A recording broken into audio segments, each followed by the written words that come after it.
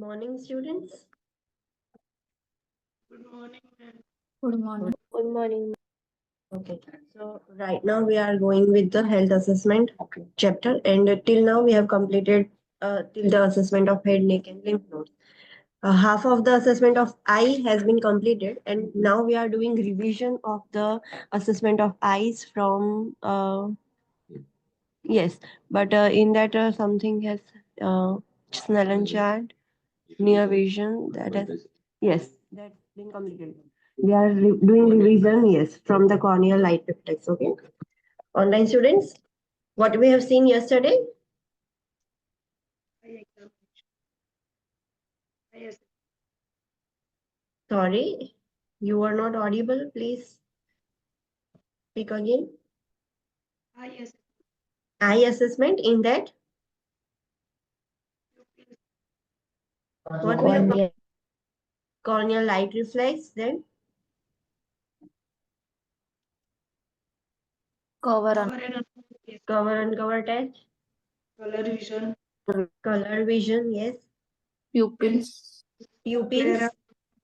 sclera and cornea, Ophthalmoscopy or fundus. ophthalmoscopic or fundoscopic, बस last month I then client client yes, client education. After that, what we have completed? ears. Assessment of ears. In that,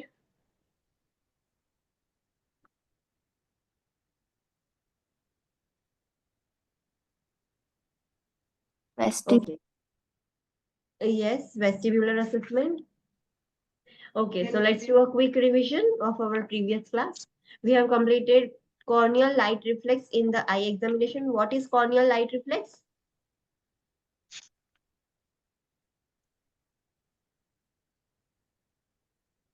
What is corneal light reflex?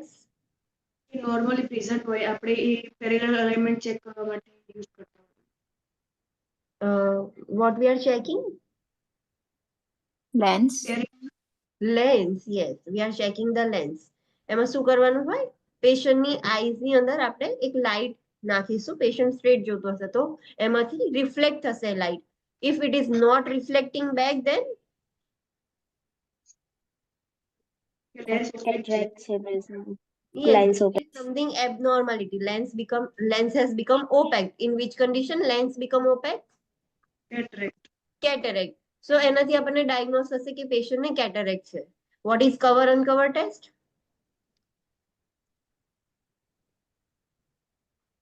check for alignment, Yes, we are checking for the alignment.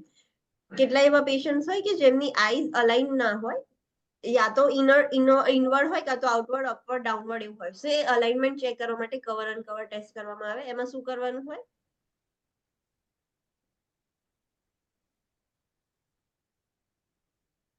આપણે ક્લાયન્ટને શું કહીશું? કેવી રીતે identify થશે કે ક્લાયન્ટને abnormal છે, alignment ડેવિએટેડ છે એવું?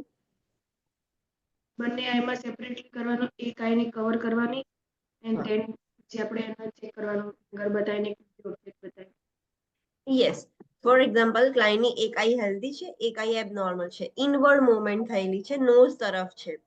સો ક્લાયન્ટ નોર્મલ આઈને કવર કરશે ને તો જે ડેવિએટેડ આઈ છે ને મૂવ થશે એની નોર્મલ પોઝિશન લેવા માટે, બીકોઝ એને જોવા માટે એ આઈ મૂવ થઈ જશે ઓટોમેટિકલી. સો ઇટ ઇન્ડિકેટ્સ કે ક્લાયન્ટની આઈ એબનોર્મલ છે.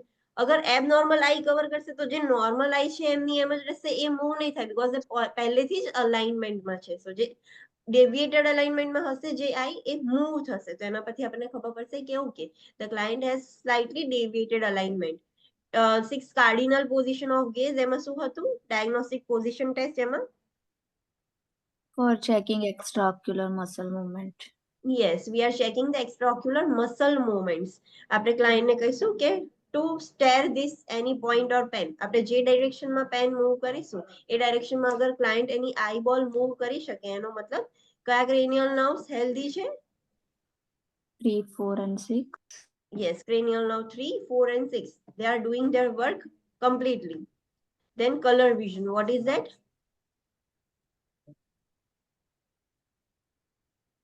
What is that color vision? to identify color blindness, Yes, we are identifying whether the client is color blind or not. So એમાં કયો ચાર્ટ યુઝ કરીશું આપણે? Ishihara. Ishihara. Yes. So Ishihara ચાર્ટમાં colourful dots હશે, અંદર એક number હશે. So client ને નંબર આઈડેન્ટિફાઈ થઈ જાય. So what does it indicate? Color blindness નથી.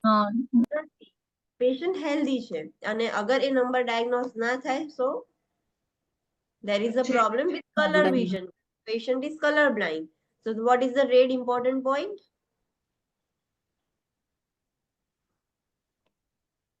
Ishihara ચાર્ટની ફર્સ્ટ સ્લાઇડ હોય, બહુ જ ઈઝી હોય, બધા જ એને નંબર ડિસ્ક્રિમિનેટ કરી શકે. જો પેશન્ટ નથી કરી શકતું તો what does it indicate? It suggests the color blindness. Okay, but આ રેડ પોઈન્ટ છે એમાં એવું કહેવા માંગે છે કે નોર્મલી ફર્સ્ટ બહુ જ ઈઝી હોય, જે કલર બ્લાઇન્ડ હોય એમને પણ આઈડેન્ટિફાઈ થઈ જાય, પણ એમાં બી આઈડેન્ટિફાઈ નથી થતું તો there is problem with the display performing the test, not a problem with color vision. અને પછી પેશન્ટ ને ડાયગ્નોઝ ના થાય, એ નંબર આઈડેન્ટિફાઈ ના કરી શકે તો we can identify કે patient is color blind. This is the Ishihara chart. Okay, next is pupils, examination of pupils. In examination of pupils, what you will do? Perla scope. Perla, yes. There is, we will write as a perla. So what is that? P means Pupil. Pupils. E means Equal. equal. R means Round. round. RL means Reactive to light. yes. How you will identify that they are reactive to light? કોઈ બી torch આપણે light બતાવી મતલબ એનાથી expose કરીએ તો moment. Yes. Torch અગર light પડશે તો પ્યુપિલ્સ કેવી થશે? કન્સ્ટ્રિક્ટ Constrict થઈ જશે. લાઇટ ની દૂર જશે તો પ્યુપિલ્સ કેવી થઈ જશે? Dilate થઈ જશે. So that indicates the pupils are reactive to light. And what is A stands for? Reactive to accommodation. Reactive to accommodation. What is accommodation?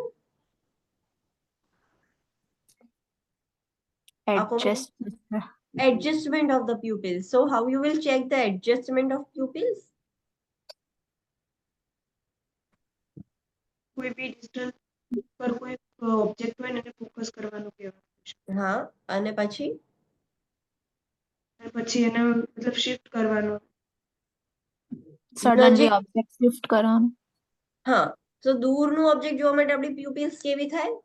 Dilate થાય. ડાયલેટ થાય. દૂરની વસ્તુ ફોકસ કરવા માટે પ્યુપિલ્સ ડાયલેટ થશે અને સડનલી પછી આપણે એને 3 ઇંચીસ નજીકનું જ કશું ઓબ્જેક્ટ બતાવી દઈશું તો પ્યુપિલ્સ કેવી થઈ જશે? Constrict થઈ જશે. So what does it indicate? Adjustment થાય છે. So it is reactive to accommodation. So normal findings are Perla. If there is something abnormal તો એ abnormal લખેલું હશે or else Perla proper નહીં લખેલું હોય. So તમારે આઈડેન્ટિફાઈ કરવાનું છે. Normal is Perla. સ્ક્લેરા અને કોર્નિયામાં શું ચેક કરવાનું? ક્લેરાનો કલર વ્હાઈટ હોવો જોઈએ. જો પેલ યલો હોય તો એ જોન્ડિસ એવું ઇન્ડિકેટ કરે છે. અને જે કોર્નિયા હોય એકદમ શાઇની ને એવું જોઈએ. જો એમાં કોઈ સ્કેર હોય યા થોડું બી ક્રેક ને એવું હોય તેનો મતલબ એ તો કઈ પ્રોબ્લેમ થયો છે, ઇન્જરી થી છે એમાં. Something is abnormal. Okay. Dark skin person હશે એમાં તમને થોડુંક યલો સેજ દેખાશે, pigmented dots દેખાશે તો does it indicate jaundice? No. No, No, it does it's a not normal. indicate jaundice. એમનામાં normally એવું દેખાશે because they are dark skin person. Okay, what is ophthalmoscopy and fundoscopy? To identify examination કરવાનું પેલું છે કે જેનાથી આપણે આઈને એક્સટર્નલ બી એક્ઝામિન કરી શકીએ અને ઇન્ટરનલ બી કરી શકીએ છે. Yes, ophthalmoscopy is the procedure કે જેનાથી આપણે external structures પણ જોઈ શકીએ છીએ as well as internal structures પણ જોઈ શકીશું. How? Internal structures કેવી રીતે દેખાશે? By pupil. From the pupil. Yes, pupil જે છે that is the hole. તો એમાંથી આપણને internal structures દેખાશે. So અંદર આપણને કેવું દેખાશે? આખું જે બેકગ્રાઉન્ડ છે કેવું હશે? અગર fair હશે person તો કેવું હશે? orange type. Orange reddish. Yes, light red હશે અને એ person dark skin હશે તો કેવું હશે? Brown red Yes, dark brown red. જેટલો dark color હશે એટલું background બી dark હશે. પછી જે રેટાઇનલ આર્ટરીઝ ને એવું છે વેસલ્સ એ કેવી હોવી જોઈએ? નોર્મલ. કેવી ના હોવી જોઈએ? Shorter type yes, tortoise type, that is nicking and engorgement. engorge. Yes, engorge ના હોવી જોઈએ વેસલ્સ. આપણે એક્ઝામિનેશન કરીશું તો વોટ અબાઉટ ધ હોલ્ડિંગ ઓપ્થેલ્મોસ્કોપ? કેવી રીતે ઇન્સ્ટ્રુમેન્ટ હોલ્ડ કરવાનું? Right examination કરે તો right hand. Yes. If we are examining the right eye of the patient, so we will hold the ophthalmoscope in right hand. If we will examine the left eye of the patient, then we will hold the ophthalmoscope in Left. Left left hand. hand. Okay. And will you address the person or client from the in front of the patient or slightly side angle of the patient? Slightly side angle of patient, 15 degrees. Slightly side angle of the patient. આપણે સામેથી patient ને address નહીં કરીએ, થોડુંક side પરથી address કરીશું. Okay. Okay, that's it. Client teaching તમે શું આપશો after examination of eye? કોઈ રેડનેસ ઇચિંગ થતું હોય, કોઈ ડ્રેનેજ દેખાતું હોય તમને તો Yes. કે વિઝનમાં કોઈ ઓલ્ટરેશન થાય તો તરત જ પીએચસીપી ઓર ઓપ્થેલ્મોલોજિસ્ટને કન્સલ્ટ કરવાનું. અને રેગ્યુલર આઈ એક્ઝામિનેશનનો ઇમ્પોર્ટન્સ એમને સમજાવવાનો કે રેગ્યુલરલી આઈ ચેકઅપ કરાવવું જોઈએ. Next is years. ઇયર્સમાં આપણે કઈ ટેકનિક્સ યુઝ કરીશું અસેસમેન્ટ માટે? Inspection. Yes, inspection and palpation. So first subjective data. You will ask the patient about their complaint કે શું પ્રોબ્લેમ છે શું નહીં, બધી જ ડિટેલ્સ લઈ લઈશું. તેનો ઓબ્જેક્ટિવ ડેટા. ઓબ્જેક્ટિવ ડેટામાં આપણે ઇન્સ્પેક્ટ કરીશું ઇયર, પાલ્પેટ કરીશું પેન માટે કેવું. પછી auditory assessment. Auditory assessment means sound નું Ear- ટ્રાન્ઝ્યુશન કેવું થાય છે? હા, હિયરિંગ કેવું છે. So there are how many types of hearing loss? Two type, air conduction અને bone conduction. Hearing loss. I'm talking about types of hearing loss. Conductive hearing sensory હોય, કંડક્ટિવ હોય, mixed કંડક્ટિવ. Conductive hearing loss, sensory neural hearing loss, and mixed hearing loss. That is conductive and sensory neural. So what is conductive hearing loss? જે auditory canal છે એના અંદર કોઈ blockage છે કે એના લીધે ઓબ્સ્ટ્રક્શન કહી શકાય ને. હા, જે કંડક્શન થવું જોઈએ થ્રુ એર અને બોન. એર એટલે એક્સટર્નલ ઓડિટરી કેનાલ, બોન એટલે મિડલ ઇયર, જે ઇયર ઓસિકલ્સ છે એ કંડક્શન, સાઉન્ડ વેવ્સ અંદર સુધી જતા જ નથી ઇનર ઇયર સુધી. So that is called as conductive hearing loss. Sensory neural hearing loss means A inner ઇયરમાં problem હશે, જેમ કે નર્વ્સમાં પ્રોબ્લેમ હોય એ type. yes, there is problem in the inner ear. For example, cochlear ની અંદર જે hair cells છે કે જે sound waves ને electric impulses માં ચાર્જ કરીને બ્રેન સુધી નર્વ્સ થ્રુ જવા દે છે. તો એ hair cells માં પ્રોબ્લેમ થઈ ગયો છે or else nerve માં પ્રોબ્લેમ થયો છે. What is mixed hearing loss? There is both. Conductive hearing loss પણ છે, sensory neural પણ hearing loss છે. Okay, then what is whisper test? Voice test કરવામાં આવે જેમાં એકદમ આપણે ધીમેથી પેશન્ટ થી 2 ફીટ દૂર ઊભું રહેવાનું અને એકદમ સ્લાઇટલી કઈ અવાજ ના આવે ને એ રીતે બોલવાનું. ને પેશન્ટ જો આપણો અવાજ સાંભળી લે તો એ નોર્મલ છે, જો ના સાંભળે તો એમાં કંઈક પ્રોબ્લેમ છે. Yes, we have to just whisper, but make sure જ્યારે આપણે whisper કરીએ ત્યારે શું ધ્યાન રાખવાનું? Close કરી દેવાનું આપણા lips ને Yes, we cover have to કરી cover our mouth. નહીં તો patient lip read કરીને બી આપણને response કરી દેશે. So we have to cover the mouth અને એકદમ નાનું કશું whisper કરવાનું. આખું મોટું sentence નહીં, 2 syllable words આપણે whisper કરી શકીએ. જો patient ને સંભળાઈ જાય છે then it is good. If patient cannot hear that તો એનો મતલબ કે there is problem with the hearing. So એના માટે પછી આગળ બીજા ટેસ્ટ કરવા પડશે. એ ડાયરેક્ટ કેવું હિયરિંગ લોસ છે, કેટલી હદ સુધીનું હિયરિંગ લોસ છે એવું ખબર નહીં પડે, જસ્ટ હિયરિંગ લોસ છે એવું ખબર પડશે. What is watch test? Tick tick sound નો જે ટેસ્ટ આવે છે. યસ, આપણે પેશન્ટને એવું કહીશું ટીકિંગ સાઉન્ડ નો ટેસ્ટ. વોચ પહેરીને 5 ઇન્ચીસ આપણે દૂર રહીને ક્લાયન્ટને પૂછીશું કે તમને કશો અવાજ આવે છે, જે વોચ નો ટીકિંગ સાઉન્ડ આવશે તો એનો મતલબ કે ક્લાયન્ટનું હિયરિંગ પ્રોપર છે. Tuning fork test, what is that? You can come over here. Tuning fork હોય ને આમ રબરનું પેલું હોય હાડેના પર આમ ટેસ્ટ કરી અને પછી કાનના જોડે લઈ જવાનું અને વચ્ચે મિડલમાં પેલું મૂકવાનું. એ 2 ટાઈપનો, રેનિન અને પેલું Weber test. Yes, so there is Weber's test and a Rennie test. Tuning fork હોય એને રબર પેડ પર સ્ટ્રાઇક કરીને આપણે ફોરહેડ પર મૂકીએ છીએ અને બિહાઇન્ડ ધ ઇયર મૂકીએ છીએ. એ એટલું બધું એક્યુરેટ નથી, સો અત્યારે એટલું બધું યુઝ નથી થતું, but still it is a type of test. Vestibular assessment, vestibular assessment થી આપણને શું આઈડેન્ટિફાઈ થશે પેશન્ટનો? બેલેન્સ. બેલેન્સ. યસ, બેલેન્સ આપણે ચેક કરી શકીશું. So what is the test for falling? Romberg test. Yes, it is a Romberg sign. So what is that? એમાં શું કરવાનું? બંને Patient પગ હોય આમ સ્ટ્રેટમાં ઉભા કરી દેવાના અને બંને હાથે એકદમ લૂઝ છોડી દેવાના. જો પેશન્ટ નોર્મલ આમ મુવમેન્ટ કરે તો એ નોર્મલ, પણ જો વધારે પડતું મુવમેન્ટ થાય તો એનો મતલબ કઈ એના વર્બલિંગમાં પ્રોબ્લેમ છે. Okay, વેસ્ટિબ્યુલર there is vestibular problem. પેશન્ટને આપણે બંને લેગ સ્ટ્રેટ કરીને સ્ટ્રેટ ઊભું રાખવાનું, હેન્ડ્સ સાઈડ પર નહીં, લૂઝલી છોડી દેવાના છે અને આઈસ ક્લોઝ કરી દેવાની છે, ઓપન આઈસ નહીં રાખવાની. જો પેશન્ટ સ્લાઇટ સ્વિંગ કરે છે તો ઇટ ઇઝ નોર્મલ, પણ સ્વિંગ એટલે વધારે સ્વિંગ થાય છે તો ધેટ ઇઝ એબનોર્મલ. વધારે સ્વે થાય તો એને શું કહેવાય? Positive. Romberg. Yes, so positive Romberg sign is abnormal or normal? Abnormal. Abnormal. Abnormal. Yes, normally A negative હોવું જોઈએ, પણ પોઝિટિવ છે એનો મતલબ પેશન્ટનું બેલેન્સ નથી. What is the test for past pointing? પેલું ફિંગર વાળો ટેસ્ટ હતો એ આમ આપડી હા. ફિંગર રાખવાની ને પછી પેશન્ટ ને એક વખત બધા આંખ બંધ કરીને ફરીથી કહેવાનું ત્યાં લઈ જાય એમ.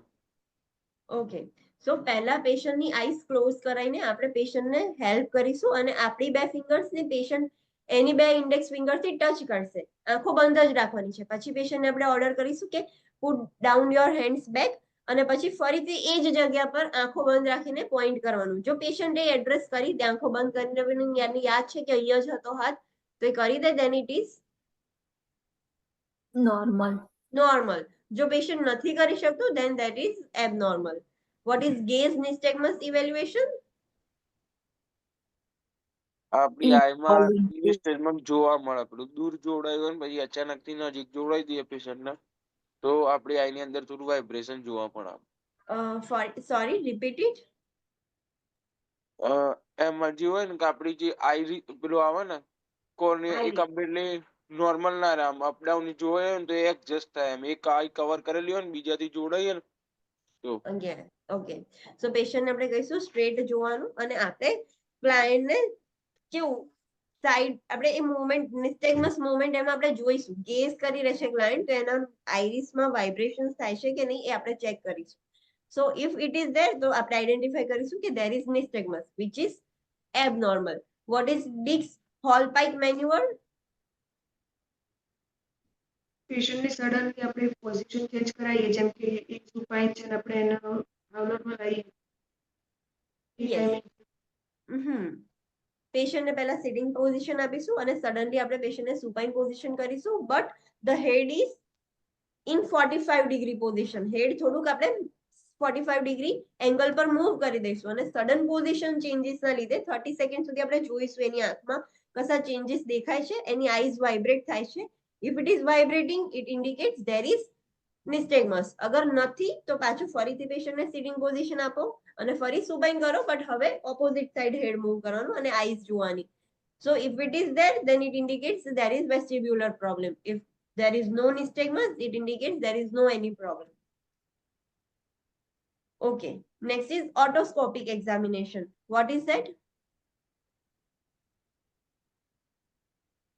Otoscopic examination means જે આપણે ઈયરનું એક્ઝામિનેશન કરીએ એક્સટર્નલ we અને are internal. inserting an Uh, otoscope. ઓટોસ્કોપ. Yes, what is the red important point that you have to remember? The red points in the book are very important. Before inserting otoscope, we identify any foreign body and drainage. Yes. Before doing otoscopic examination or inserting an otoscope into the client's ear, we have to monitor check the auditory canal, whether there is foreign body, infection, inflammation, redness, swelling, discharge, anything is present, we will, if anything is present, then We can't આપણે નહીં કરીએ. insert it. yes, we cannot insert the otoscope in the client's ear. And If it is not there and you are inserting otoscope in client's ear, what instructions you will give to the client? Move નહીં કરવાનું એમને ત્યાં તમારું Yes. હેડ છે એક જ જગ્યા પર રાખો એમ. Yes, we will instruct the client not to move their head during examination. Otherwise, the canal and tympanic membrane can get damaged. So, આપણે instruct કરીશું client ને. Then, examination કેવી રીતે કરીશું? Patient નું head slightly tilt કરીશું. Pen ઉપરથી આપણે ઓટોસ્કોપ ઇન્સર્ટ કરીશું અને એક હાથથી ક્લાયન્ટ નું હેડ ને આપણે સપોર્ટ કરીશું અને આપણે ચેક કરીશું. એડલ્ટ માટે પિનના કેવી રીતે આપણે એક્સટેન્ડ કરવાનું અને પીડિયાટ્રિક માટે કેવી રીતે કરવાનું? Vote is the difference? Paediatric છે એમના માટે ડાઉનવર્ડ અને બેક. યસ, પીડિયાટ્રિક પેશન્ટ છે એમનું જે લોઅર સાઈડ નું ઇયર લોબ છે ને આપણે ડાઉનવર્ડ અને બેકવર્ડ કરીશું. અને વોટ અબાઉટ એડલ્ટ? અપવર્ડ કરવાનું. upward and backward. So this is the difference. Okay. અને પછી આપણે ઇયર કેનાલ જોઈશું તો ઇયર કેનાલ કેવી હોવી જોઈએ? Normally pink. પિંક હોવી જોઈએ, ઇન્ટેક્ટ હોવી જોઈએ. there must not be any presence of lesions. પછી થોડુંક સેરુમેન હશે અને ફાઇન લિટલ હેર હશે. ટિમ્પેનિક મેમ્બ્રેન કેવી હોવી જોઈએ? ટ્રાન્સપરન્ટ હોવી. Transparent, Pearly gray, opaque. yes, pearly gray, opaque. It could be of any color, but these are the normal colors. A red કે swollen એવી ના હોવી જોઈએ, આવી હોવી જોઈએ. સ્લાઇટલી કોન્કેવ હશે અને પરફોરેશન હોવું જોઈએ. No. ના No. આવવું જોઈએ. Perforation ના હોવું જોઈએ. Then you can also identify the cone of light reflex. Right ઇયરમાં ક્યાં જોવા મળશે તમને? 5 o'clock. 5 o'clock અને લેફ્ટ ઇયરમાં 7 o'clock. 7 o'clock. yes. અને જ્યારે પેશન્ટ સ્વોલો કરશે કશું કે બોલશે તો તો પોસિબિલિટી છે કે જોવા મળે એમ. yes, મૂવમેન્ટ જોવા મળશે, એમાં સ્લાઇટ મૂવમેન્ટ જોવા મળશે.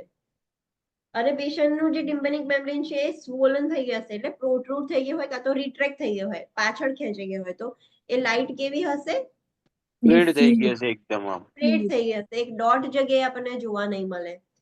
પછી vote is the red important point? Next, જે ઓટોસ્કોપ હોય ને એ બ્લાઇન્ડલી કોઈ દિવસ ઇન્સ્ટ્રક્ટ નહીં કરી દેવાનું, ઇન્ટ્રોડ્યુસ નહીં કરી દેવાનું, કારણ કે એના કારણે ટિમ્પેનિક મેમ્બ્રેન રપ્ચર થવાના બી ચાન્સીસ હોય છે.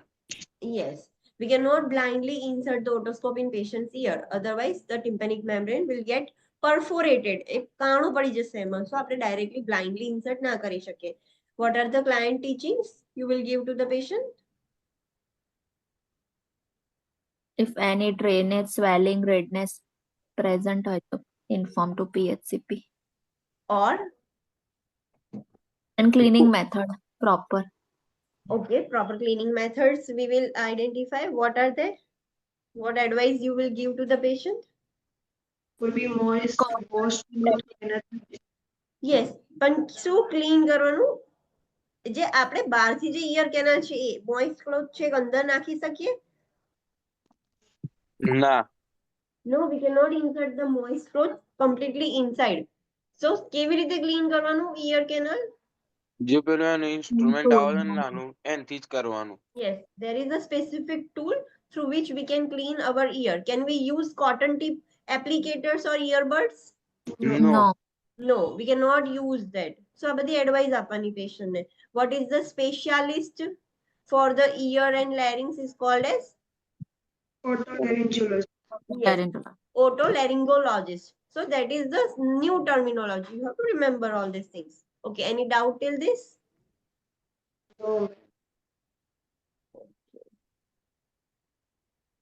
So let's start with the assessment of nose, mouth and throat. તમને વચ્ચે ક્યાંય પણ એવું લાગે ડાઉટ છે, નથી ખબર પડતી, because અમુક ચેપ્ટર્સ ઓલરેડી ચલી ગયા છે, so અમુક ટર્મિનોલોજીસ ના ખબર પડે, you can ask me in between. Okay, so let's start with now nose, mouth and throat. Which assessment techniques you will use for the assessment of nose, mouth and throat? Inspection ને પાલ્પેશન. Inspection, in every system we will use inspection and palpation. Can we use percussion and auscultation? No. That is not possible. Nose, mouth, throat કેવી રીતે percuss કરવાનું, કેવી રીતે auscultate કરવાનું, so that is not possible. So let's go for the subjective data. Subjective data માં nose related તમે client ને શું question પૂછશો? So ask about any discharge or nosebleed. Nosebleed ને શું કહેવાય? એપિસ્ટેસિસ. એપિસ્ટેક્સિસ. તો તમે ક્લાયન્ટને પૂછશો કે તમને કશો ડિસ્ચાર્જ થાય છે નોઝમાંથી, એપિસ્ટેક્સિસ થાય છે કે નહીં, નોઝ નાકમાંથી લોહી નીકળે છે કેવી રીતનું, આપણે નોઝ બ્લીડ નું પૂછી શકીએ છીએ. They can not understand the epistaxis. So for asking the patient you have to understand the nose bleed. પણ એક્ઝામિનેશનમાં તમને નોઝ બ્લીડ લખાઈને નહીં આવે. એક્ઝામિનેશનમાં શું લખાઈને આવશે? એપિસ્ટેક્સિસ લખાઈને આવશે. યસ. ફેશિયલ ઓર સાઇનસ પેઇન, જે સાઇનસીસ હતા ત્યાં પેઇન થાય છે એટલે આપણે ક્લાયન્ટને એમના નોર્મલ લેંગ્વેજમાં પૂછીશું question. History of frequent cold, altered sense of smell, allergies, medications being taken, history of nose trauma or surgery.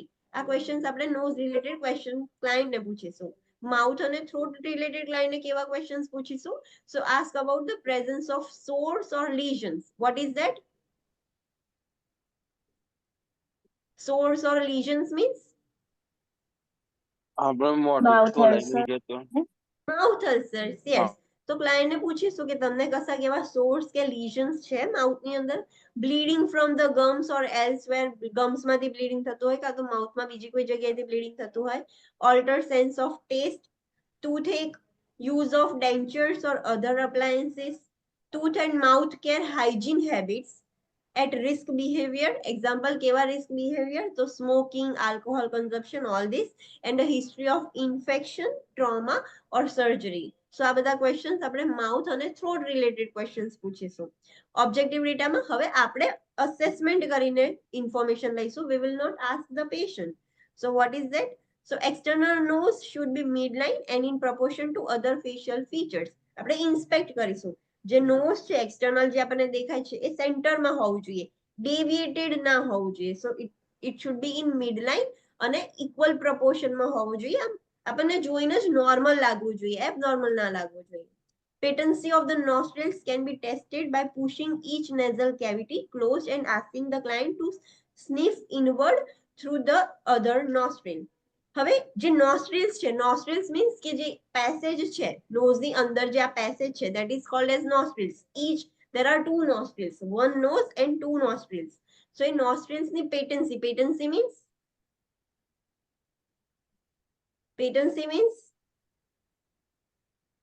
એનો જે પાથવે છે પાથવે છે એ જે જવાનો રસ્તો છે એ ઇન્ટેક્ટ છે કે ક્યાં બ્લોકેજ છે, તો એ કેવી રીતે આઈડેન્ટિફાઈ કરવાનું? પેશન્ટને કહેવાનું કે એક નેઝલ કેવિટી ક્લોઝ કરે અને જે બીજી નેઝલ કેવિટી છે જે નોસ્ટ્રિલ છે એનાથી ઇનવર્ડ સ્નીફ કરે.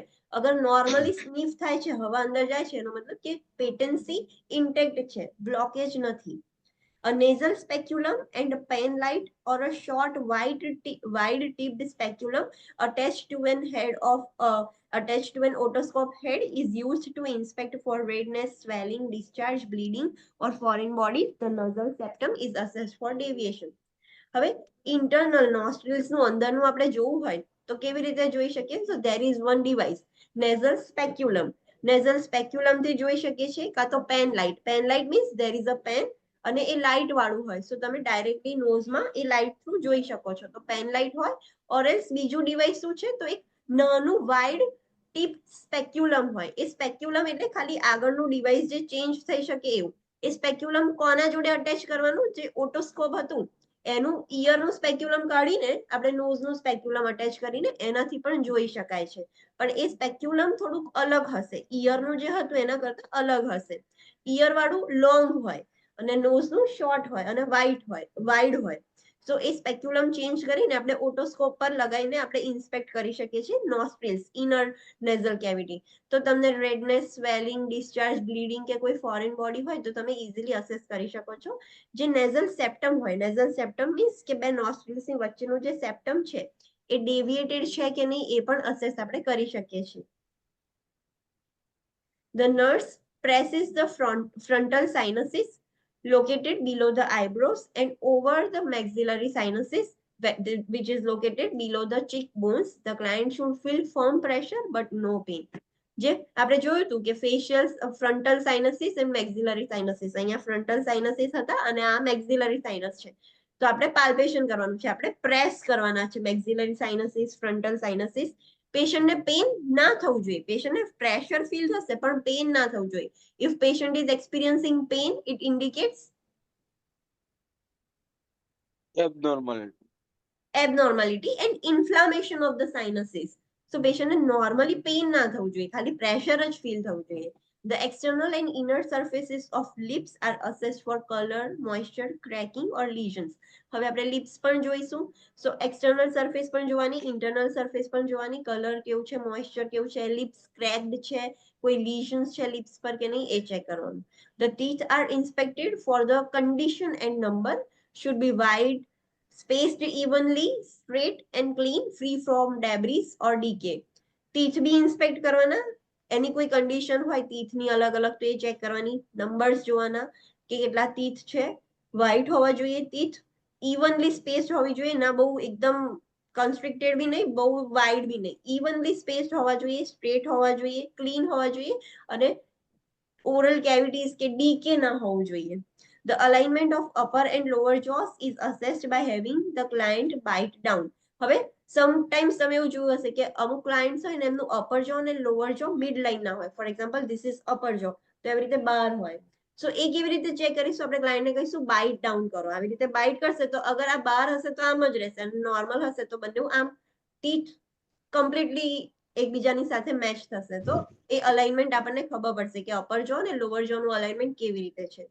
The gums are inspected for swelling, bleeding, discoloration and retraction of gingival margins. That gums appears pink. ગમ્સ ને બી ઇન્સ્પેક્ટ કરવાના, ગમ્સમાં સ્વેલિંગ છે, બ્લીડિંગ છે, ડિસ્કલરેશન જોવા મળે છે કે નહીં, retraction of gingival margins. What is that? Gingival margins mean? gums margin, Yes, ગમની margin. So this is teeth. અગર આ teeth છે આવી રીતે, સો અહીંયા જે ગમ્સ છે નોર્મલી આટલે સુધી હોય આવી રીતે.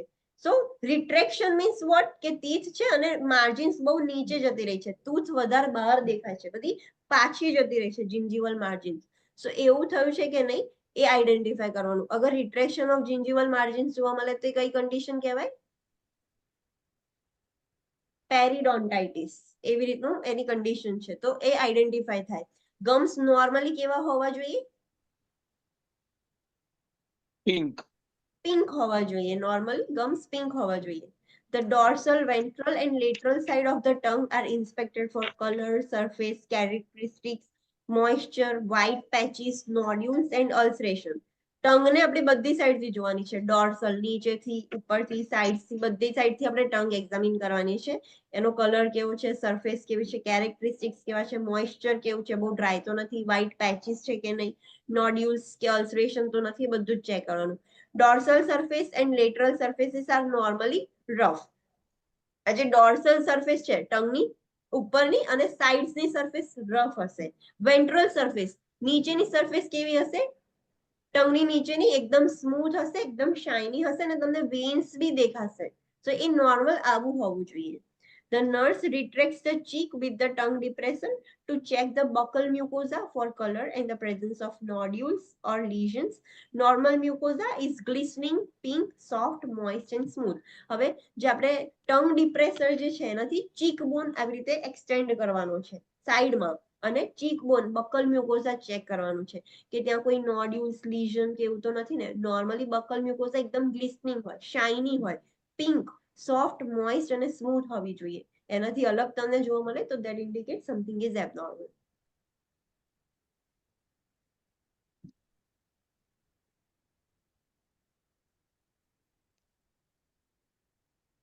Okay. Using a pen light or tongue depressor, the nurse inspects the hard and soft palates for color, shape, texture, and defects. The hard palate, roof of the mouth, which is located anteriorly, should be wide and dome-shaped, and the soft palate, which extends posteriorly, should be light pink and smooth. Okay. So હવે આપણે pen light થી અને tongue ડિપ્રેસર થી hard palette અને soft palette જોવાનું છે. Where is the hard palate and soft palate? Hard palette કયું હશે, સોફ્ટ પેલેટ કયું હશે? ટેલ મી. હાર્ડ પેલેટ જ્યારે જે ફર્સ્ટ છે હાર્ડ પેલેટ, મતલબ જ્યારે જે ટંગ ટચ થાય છે શરૂઆતમાં હાર્ડ પેલેટ, પાછળ સોફ્ટ પેલેટ. ઓકે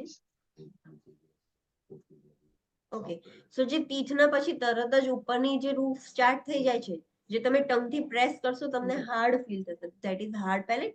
અને પાછળ આપણે soft palette tongue through touch ના કરી શકીએ. તો હાર્ડ પેલેટ ની પાછળ હોય એ સોફ્ટ પેલેટ હોય. હાર્ડ પેલેટ નો કલર કેવો હશે? થોડુંક વ્હાઈટ હશે, પેલર હશે અને ડોમ શેપ્ડ હશે. તમે તમારા ટંગથી ટચ કરીને જુઓ એ ડોમ શેપ હશે. સોફ્ટ પેલેટ કેવું હશે? તો સ્લાઇટલી પિંક હશે ને એકદમ સ્મૂથ હશે, એ હાર્ડ ના હોય. સો એ પણ ચેક કરવાનું. The uvula is inspected for midline location. What is uvula? What is uvula? Uvula check કરવાનું. What is that? એ જે દેખાય છે ને આપણને, મતલબ એને કઈ રીતે ડિફાઇન કરીએ? Yes, whenever we are asking the patient to open their mouth, તો તમને આવી રીતે સાઇડ્સમાં ટોન્સિલ્સ, આ ટંગ છે અને અહીંયા એક લટકતું સરફેસ આવી રીતે દેખાય છે. What is that? Yes, it is called as uvula. તો uvula ચેક કરવાનું છે. એ સેન્ટરમાં છે કે નહીં? સેન્ટરમાં જ એ હેંગિંગ પોર્શન હશે. So the nurse asked the client to say આ. આપણે ક્લાયન્ટને આ એવું બોલવાનું કહીશું ને. And watches for the soft palate and uvula to rise in the midline. This test one function for the cranial nerve 10, that is vagus nerve. એટલે આપણે ક્લાયન્ટને આ એવું બોલવાનું કહીશું ને તો જે uvula છે એ મિડલાઇનમાં ઉચ્ચ મતલબ એ ઉપર થશે, રેઝ થશે. So it indicates the normal function of the vagus nerve. એવું નથી થતું, then there is something abnormality. Using a pen light or tongue depressor. Pen light તમે જોઈ હશે. ઓરલ કેવિટી ચેક કરવા માટે ડોક્ટર જોડે પતલું ટોર્ચ જેવું હોય છે. Yes, so that is the pen light. So using a pen light or tongue depressor, the nurse inspect the throat for color, presence of tonsils and the presence of exudates or lesions. હવે જે doctor કે nurse છે એ શું કરશે? Pen light અને tongue ડિપ્રેસરનો use કરીને throat આખું પાછળ ચેક કરશે. બેક ઓફ ધ ટંગ જે થ્રોટ છે એ ચેક કરશે, એનો કલર કેવો છે, ટોન્સિલ્સ છે કે નહીં, અને છે તો એના ઉપર કશી એક્ઝ્યુડેટ્સ, લીઝન્સ કેવું છે કે નહીં. ટોન્સિલ્સ ના ગ્રેડ છે. You remember this grade. જે એડિમાના ગ્રેડ હતા એવી રીતે ટોન્સિલ્સ ના ગ્રેડ છે. Grade 0, +1, +2, +3 and +4. 0 ગ્રેડ કોને આપીશું? સર્જિકલી રિમૂવ્ડ ટોન્સિલ્સ. એ પેશન્ટ તમારી જોડે આવ્યું છે ચેકિંગ કરવા માટે, તમે જુઓ છો ટોન્સિલ્સ દેખાતા જ નથી, બીકોઝ સર્જરી કરીને રિમૂવ કરી દીધા છે, ટોન્સિલેક્ટોમી કર્યું છે. તો એને કયો ગ્રેડ આપીશું? 0 ગ્રેડ. +1 ગ્રેડ કોને આપીશું? +1 is tonsils hidden within the pillars. Normally tonsils કેવા હશે? થોડાક વિઝિબલ હોય પણ એ થોડાક પાછળ જતા રહે છે, હિડન છે, દેખાતા નથી એટલા ઇઝીલી. તો એને +1 ગ્રેડ આપવાનું. +2 ગ્રેડ કોને આપવાનું? Is the tonsil extending to the pillars. જે સાઈડના પિલર્સ છે, તમને ટોન્સિલ્સ આવી રીતે થોડાક બહાર દેખાશે, બહાર એક્સટેન્ડ થયેલા છે, હિડન નથી. So that is +2. +3 ગ્રેડ કોને આપવાનો? તો it is the tonsil extending beyond the pillars. Normal is +2 પણ એ પિલર્સ થી બહુ વધારે જ બહાર છે. This is the tongue. અને જે પિલર્સ છે એનાથી ટોન્સિલ્સ બહુ વધારે બહાર દેખાય છે. So that is +3. અને +4 કોને આપીશું? તો is the tonsil extending to the mid line. આ જે સેન્ટર છે ને છેક ત્યાં સુધી ટોન્સિલ્સ આવી ગયા છે. સો એનો મતલબ કે ટોન્સિલ્સ કેવા થઈ ગયા છે? સ્વોલન થઈને ઇન્ફ્લામ થઈ ગયા છે, તો છેક મિડ લાઇન સુધી આવી ગયા છે. સો પેશન્ટને સ્વેલોઈંગમાં પણ પ્રોબ્લેમ થશે, પેશન્ટને પેઇન થશે. સો +4 is the tonsils extending to the midline. So these are the gradings. Total 5 grades છે. 0, 1, 2, 3, 4. So these are the gradings. તમારે યાદ રાખવાનું છે. તમને એક્ઝામમાં ડાયરેક્ટ ગ્રેડિંગ્સ થી જ એક ક્વેશ્ચન્સ ક્રિએટ કરેલો હશે. One technique to test the cranial nerve 12, that is the hypoglossal nerve, is to ask the client to stick out the tongue should protrude in the midline. જે hypoglossal nerve છે, hypoglossal nerve tongue ને control કરે છે. તો cranial nerve 12, that is the hypoglossal nerve. એનું assessment કેવી રીતે કરીશું? આપણે ક્લાયન્ટને કહીશું કે ટંગ બહાર કાઢે, પ્રોટ્રુડ કરે બહાર, અને પ્રોટ્રુડ કરશે તો એ મિડ લાઇન હોવી જોઈએ, ડેવિએટેડ ના હોવી જોઈએ. સો this is the way you can assess the cranial nerve 12. હવે ગેગ રિફ્લેક્સ ટેસ્ટ કરવા માટે. Gag reflex means we have already seen this. What is the gag reflex? અગર ગેગ રિફ્લેક્સ હોય કે ના હોય તો રિલેટેડ ટુ ફૂડ આપણે આપી શકીએ ના આપી શકીએ એવું ન્યુટ્રિશનમાં જોયું હતું. Before giving the food you have to check the gag reflex. What is that? ના હોય તો નહીં આપવાનું ફૂડ, કેમ કે એસ્પિરેશનના ચાન્સીસ છે એ હોવું જોઈએ. યસ, એસ્પિરેશનના ચાન્સીસ થઈ જશે. Gag reflex is the normal thing જે આપણને ચોકિંગ થી બચાવે છે. આપણે કશું બી એવું મોઢામાં નાખીએ છીએ તરત જ નોઝિએટેડ થઈ જાય છે. તો that is the good sign. To test the gag reflex touch the posterior pharynx with the end of tongue blade. The client should gag momentarily. This tests the function of cranial nerve 9, the glossopharyngeal nerve. તમે જે tongue blade થી આપણે assessment કરીએ છીએ tongue ડિપ્રેસર અને blade થી, તો એ tongue ડિપ્રેસર થી ડાયરેક્ટ લાસ્ટ પોસ્ટીરિયર ફેરિંગ્સ ને ટચ કરવાનું. જેવું તમે ટચ કરશો ને એ જ મોમેન્ટ પર એકદમ પેશન્ટ ને ગેગ રિફ્લેક્સ થઈ જશે. જેવું થાય છે તો this indicates normal function of cranial nerve. Cranial nerve 9 અગર નથી થતું તો it indicate there is a problem. Okay, next is client teaching. જ્યારે તમે માઉથનું ને બધું અસેસમેન્ટ પતી જાય પછી ક્લાયન્ટને શું ટીચિંગ આપવાનું? So emphasize the importance of hygiene and tooth care as well as regular dental examination and the use of fluoridated water or fluoride supplements. ક્લાયન્ટને સમજાવવાનું, ઇમ્પોર્ટન્ટ સમજાવવાનું, હાઇજીન રિલેટેડ, માઉથની hygiene, tooth care related, regular dental examination, frequently eye examination, dental examination કરતું રહેવું જોઈએ, એનો importance સમજાવવાનું, અને ફ્લોરિડેટેડ વોટર કાં તો ફ્લોરાઇડ સપ્લિમેન્ટ્સ યુઝ કરવાનું કહેવાનું, બીકોઝ એનાથી જે ટીથ અને ઓરલ હાઇજીન હોય એ બહુ સારી મેન્ટેન રહે. Encourage the client to avoid at risk behaviors, example smoking, drug use, alcohol consumptions. એ બધું જ ક્લાયન્ટને કહેવાનું કે એ રિસ્ક બિહેવિયર્સ છે એ બધા અવોઇડ કરે, સ્મોકિંગ બંધ કરે, ડ્રગ યુઝ બંધ કરે, આલ્કોહોલ કન્ઝમ્પશન બંધ કરે, બધું સમજાવવાનું ક્લાયન્ટને. Stress the importance of reporting pain or abnormal occurrence, example nodules, lesions, signs of infection. ક્લાયન્ટને ભાર દઈને સમજાવવાનું કે તમને કશું બી એબનોર્મલ લાગે, તમને પેઇન થાય છે, એબનોર્મલ અકરન્સ જોવા મળે છે, માઉથમાં નોડ્યુલ્સ જોવા મળે છે, લીઝન્સ જોવા મળે છે, ઇન્ફેક્શન લાગે છે તમને, તો તરત જ રિપોર્ટ કરે, પીએચસીપી ને ઇન્ફોર્મ કરે. સો આ બધું ક્લાયન્ટને સમજાવવાનું. Any doubt in this? No ma'am. Okay, so let's start with the lungs. હવે લંગ્સમાં તમે કયા પહેલા સબ્જેક્ટિવ ડેટા લેશો? સો સબ્જેક્ટિવ ડેટામાં તમે ક્લાયન્ટને કેવા ક્વેશ્ચન્સ પૂછશો? સો અબાઉટ કફ, કફ થાય છે કે નહીં, એક્સપેક્ટોરેશન ઓફ ધ સ્પુટમ, સ્પુટમ આવે છે કે નહીં, શોર્ટનેસ ઓફ બ્રીથ ઓર ડિઝનિયા એક્સપિરિયન્સ થાય છે કે નહીં એવું પૂછશો ક્લાયન્ટને. ચેસ્ટ પેઇન ઓન બ્રીથિંગ, જ્યારે બ્રીથ કરે ત્યારે ચેસ્ટ પેઇન થાય છે. સ્મોકિંગ હિસ્ટ્રી એમને પૂછશો. Environmental exposure to the pollution or chemicals, એમનું કશું કેવું ઓક્યુપેશન જ એવું છે કે એમને એન્વાયરમેન્ટલ એક્સપોઝર થાય છે પોલ્યુશન જોડે, કાં તો કોઈ કેમિકલ્સના એક્સપોઝરમાં આવે છે. For example we can say કે જે દિલ્હીના લોકો છે એ લોકો પોલ્યુશનના વધારે એક્સપોઝરમાં છે, તો એના લીધે એમને લંગ્સના ડિઝીઝ થવાનું રિસ્ક વધારે છે, તો આપણે એ હિસ્ટ્રીમાં પૂછી શકીએ છીએ. મેડિકેશન્સ બિંગ ટેકન, કોઈ મેડિકેશન્સ લેતા હોય. History of respiratory disease or infection. Last tuberculosis test, કોઈ હિસ્ટ્રી રહી ગઈ હોય રેસ્પિરેટરી ડિઝીઝની કે ઇન્ફેક્શનની, લાસ્ટ ટ્યુબરક્યુલોસિસ ટેસ્ટ ક્યારે કરાયો હતો, ચેસ્ટ રેડિયોગ્રાફ ક્યારે કરાયો હતો કે છે કે નહીં એવું પૂછી શકીએ. ન્યુમોનિયા રિલેટેડ કે હિસ્ટ્રી રહી હતી ન્યુમોનિયાની. ઇન્ફ્લુએન્ઝાની ઇમ્યુનાઇઝેશનનો રેકોર્ડ શું છે, કેવું સ્ટેટસ છે.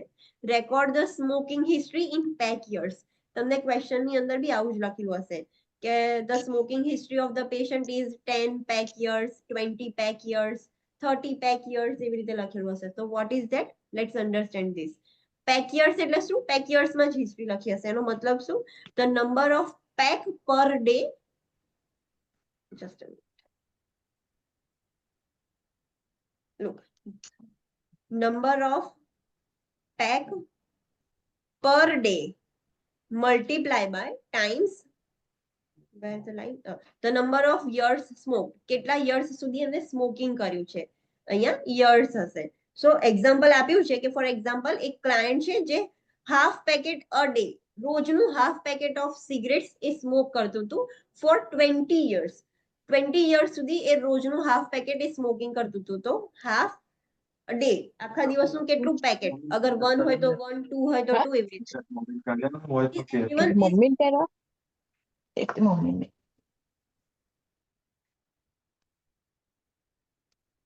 ઓકે, સો એ જેટલા બી પેકેટ એ સ્મોક કરતું હોય, હાફ, 1, 2, 3 જેટલા બી આખા એક દિવસના, સો એ પેકેટ ઇન્ટુ કેટલા યર્સ સુધી સ્મોક કર્યું છે, so into 20. So what would be the answer? 2 will get cut. So here there is a 10. So 10 pack years is the answer. તો એ પર્સનની હિસ્ટ્રી શું છે? 10 pack years એ consume કરે છે ડેલીનું, મતલબ આખા 20 વર્ષનું અત્યાર સુધીનું આખું રેકોર્ડ છે. ડેલી નું હાફ પેકેટ એ સ્મોક કરે છે તો 20 વર્ષ સુધીમાં એને કેટલું સ્મોકિંગ કર્યું, સો 10 પેક યર એની હિસ્ટ્રી થઈ ગઈ. Understood online students? Yes, ma'am. Okay, so એક્ઝામમાં તમને ડાયરેક્ટ એવું જ લખીને આવશે 10 pack years, 20 pack years. Okay, I am giving you one question. એક પેશન્ટ છે જે ડેલી નું 3 પેકેટ્સ સ્મોક કરે છે, વન ડે 3 પેકેટ સ્મોક કરે છે and the history is four 25 years થી એ સ્મોક કરે છે. સો પેક યર્સમાં શું આન્સર આવશે? Tell me.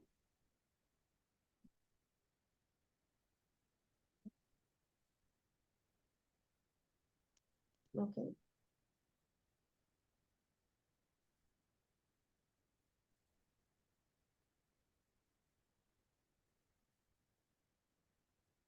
Got my question? એક પેશન્ટ છે જે ડેલી નું 3 પેક્સ સ્મોક કરે છે અને he was smoking last 25 years થી એ સ્મોક કરે છે, તો એનું પેક યર કેટલું હશે? History of pack year.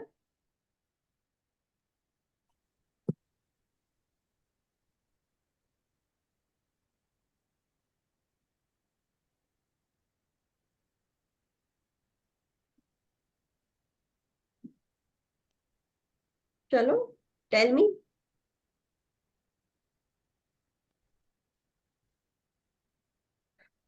The person is smoking 3 packs a day since last 25 years. So what is his pack years? Pack years કેટલું હશે?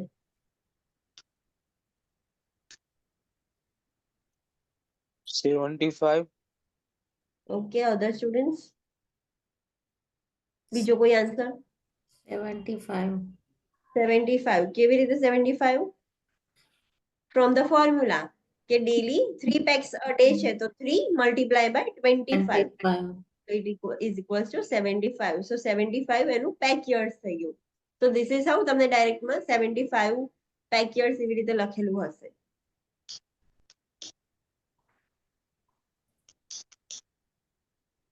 Okay. Many healthcare facilities are screening for the signs and symptoms of infectious respiratory diseases such as COVID-19. Question focused on suspected exposure, recent travel, and presence of the following symptoms. હવે જ્યારથી after 2020 Covid નું પણ subjective ડેટામાં આપણે include કરીએ છીએ. ક્લાયન્ટને sign and symptoms related પૂછીએ છીએ કે ફીવર, ચિલ્સ, હમણાં ક્યાંય કોઈ જગ્યાએ ટ્રાવેલ કર્યું છે, કોઈ COVID-19 વાળા પેશન્ટ જોડે તમારા એક્સપોઝર થયું છે કે નહીં. સો આપણે એ પણ સ્ક્રીનિંગ કરીએ છીએ. COVID-19 રિલેટેડ ક્વેશ્ચન્સ પૂછીએ છીએ અને ક્વેશ્ચન્સ કેવા હોય છે? લાઈક કોઈ સસ્પેક્ટેડ એક્સપોઝર, રીસેન્ટ ટ્રાવેલ થયું હોય, કાં તો આવા કોઈ સિમ્પટમ્સ હોય, fever, chills, cough, shortness of breath, difficulty in breathing, fatigue, muscle or body ache, headache, new loss of taste and smell. અત્યાર સુધી કમ્પ્લીટ હતું, હવે લોસ ઓફ ટેસ્ટ અને સ્મેલ થઈ ગયું છે. Sore throat, congestion or runny nose, nausea or vomiting and diarrhea. આ બધા સાઇન એન્ડ સિમ્પટમ્સ COVID-19 ના છે. સો આપણે ક્વેશ્ચન્સ પૂછીશું, તો એનાથી આપણને આઈડેન્ટિફાઈ થશે કે ઓકે પેશન્ટને છે કે નહીં. So there is a website કે જેના પરથી તમને એનું સ્ક્રીનિંગ ખબર પડે COVID-19 નું. For a copy of the Centers of Disease Control and Prevention, you can also ask કે તમે RT-PCR ટેસ્ટ કરાયો તો રિસેન્ટ છેલ્લે ક્યારે કરાયો તો, what was the result, એવા બધા જ સબ્જેક્ટિવ ક્વેશ્ચન્સ તમે પેશન્ટને પૂછી શકો છો. Now objective data. In objective data, which methods or techniques you will use for assessment of lungs? લંગ્સના અસેસમેન્ટ માટે તમે શું ક્વેશ્ચન્સ, કઈ ટેકનિક્સ યુઝ કરશો? બધી જ. બધી જ. કેવી રીતે? ઇન્સ્પેક્શન તો આવશે, જોવું તો પડશે જ. ઓકે, દેન પાલ્પેશન થી શું ચેક કરશો? ચેસ્ટ વોલ ને એ બધું આમ કરીએ ને પાલ્પેટ આપણે એને. ઓકે, પરકશન? For sound. એર છે કે નહીં ચેક કરવા એર, માટે. ફ્લુઇડ એવું કશું છે કે નહીં લંગ્સ ની અંદર એ ચેક કરવા માટે. અને ઓસ્કલ્ટેશન? ફોર આ સાઉન્ડ. ડાયાફ્રામ સાંભળવા માટે. સાઉન્ડ્સ, યસ, જે બ્રીથિંગ સાઉન્ડ્સ છે એ સાંભળવા માટે આપણે આ બધી ટેકનિક્સ યુઝ કરીએ છીએ. Let's take a short break અને પછી આપણે ઓબ્જેક્ટિવ ડેટા સ્ટાર્ટ કરીએ. Online students, please come back from break. Should we start now? Yes. Okay. So next is inspection. First, we will use each and every technique for the assessment of lungs. So first is inspection of the anterior and posterior chests. We will inspect just by visualizing the anterior and posterior chest. Note skin color and condition and the rate and equal quality of the respiration. Look for lumps or lesions. Note the shape and configuration of the chest wall and note the position the client takes to breathe. अभी हमें सिर्फ inspect ही करना है. सो हम क्या देखेंगे inspection से? Skin का कलर देखेंगे, चेस्ट की स्किन का कलर देखेंगे, उसकी कंडीशन देखेंगे कैसी है स्किन, उसकी क्वालिटी ऑफ रेस्पिरेशन, पेशेंट कैसे ब्रीथ कर रहा है, बहुत ज्यादा फास्ट, कम, ब्रेडिपनिया टेकिपनिया कैसी है, क्वालिटी कैसी है, वो हम चेक करेंगे. चेस्ट के ऊपर कोई लम्स और लीजन्स है कि नहीं, आगे एंटीरियर और पोस्टीरियर दोनों साइड हम चेक करेंगे. Shape and configuration of the chest wall, हम चेस्ट वॉल का शेप कैसा है वो चेक करेंगे. सिर्फ देखने से ही हमें पता चल जाता है. बैरल चेस्ट है, बैरल चेस्ट किस में देखने को मिलेगा हमें? COPD. सीओपीडी पेशेंट में उनका एंटीरियर पोस्टीरियर डायमीटर ज्यादा होता है कंपेयर टू ट्रांसवर्स डायमीटर. सो हमें बैरल चेस्ट देखने से ही पता चलेगा. सो हमें चेस्ट का शेप और कॉन्फ़िगरेशन देखना है. Then note the position the client takes to breathe. Client को ब्रीथिंग डिफिकल्टी होगी तो वो कौन सी पोजीशन लेगा?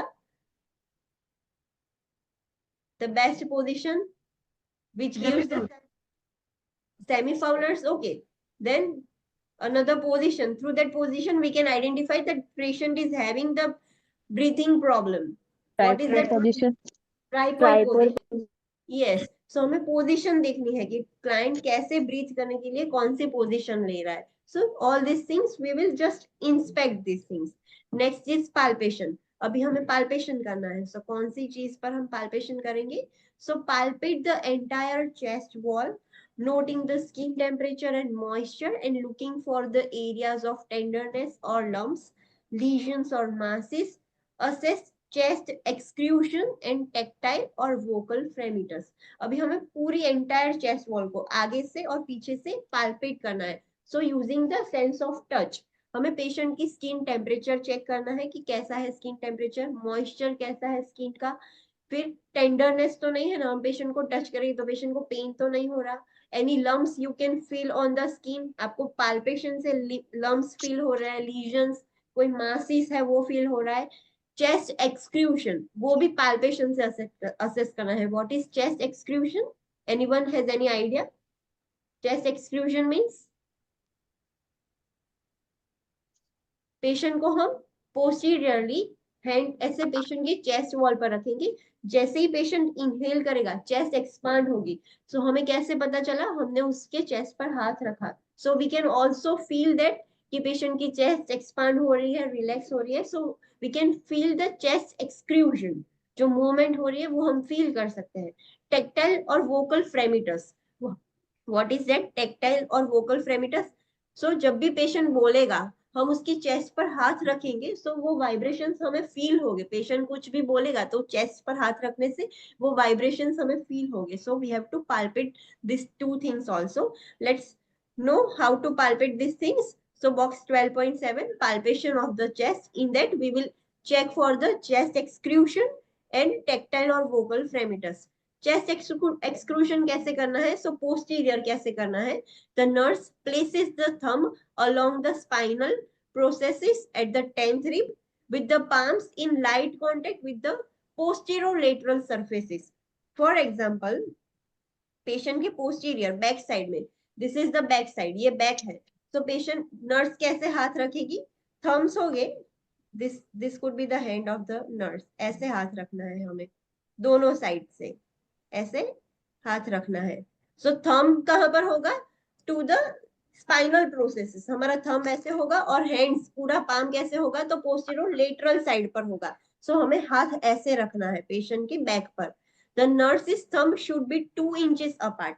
और जो नर्स के थम्स है उस दोनों थंब के बीच में 2 इंच की गैप होनी चाहिए. सो स्पाइनल कॉर्ड के ऊपर ऐसे दोनों थंब ऐसे साथ में नहीं रखने, ऐसे डिस्टेंस पर रखने हैं thumb.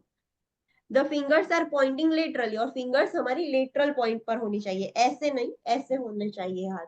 So fingers laterally point पर होनी चाहिए, और जैसे भी पेशेंट इनहेल और एक्सहेल करेगा we can feel the movement.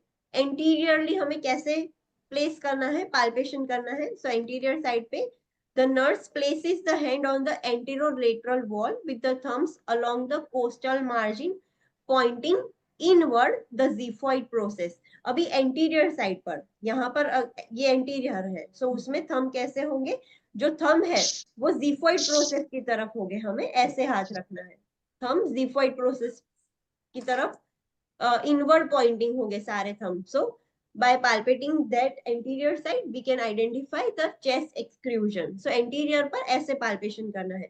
the nurse instruct the client to take deep breath after exhaling। Acceleration के बाद नर्स बोलेगी पेशेंट को कि आपको डीप ब्रीथ करना है। जैसे ही पेशेंट डीप ब्रीथिंग करेगा चेस्ट एक्सपांशन होगा, and we can feel that. The nurse should note the movement of the thumbs. The chest exclusion should be symmetrical, separating the thumb approximately 2 inches. जैसे ही patient deep breath करेगा chest expand होगी, तो हमारे हाथ भी expand होंगे ऐसे, तो थंब थोड़े दूर जाएंगे, और वो भी सिमेट्रिकल होना चाहिए। ऐसा नहीं कि एक थंब तो हिला ही नहीं और एक हाथ एक्सपांड हुआ। सो व्हाट डज इंडिकेट कि एक लंग में एक्सपेंशन हो रहा है और दूसरे लंग में दूसरी साइड एक्सपेंशन नहीं हो रहा। सो दोनों साइड एक्सपेंशन सिमेट्रिकल होना चाहिए, और दोनों थंब 2 इंचेस सेपरेट होने चाहिए, इतने थे और ज्यादा सेपरेट होने चाहिए due to expansion. If this is happening, that indicates the normal breathing. Understood? Yes or no? Yes, ma'am. Okay. Next is tactile or vocal fremitus. It is also called as tactile fremitus or vocal fremitus. So उसमें क्या करना है? The nurse places the ball or lower palm of the hand over the chest, starting at the lung apices and palpating from the side to side. Lung apices means what? What is lung apices? Apex of the lung. So where is the apex of the lung? Lung का apex कहाँ पर है? This is the lung. You can see. This is the lung. So where is the apices of lung? This is the lung. So where is the apex of the lung? Okay, so you are saying this is the apex. Okay, other students? Where is the apex of the lung? Upside. Overweight. This is the apex. Yes or no?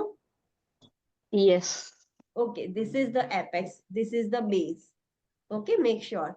And what about the apex of heart? Here, Lower Any opposite? Opposite. yes, in heart, this is apex and this is base. Okay, so remember this thing.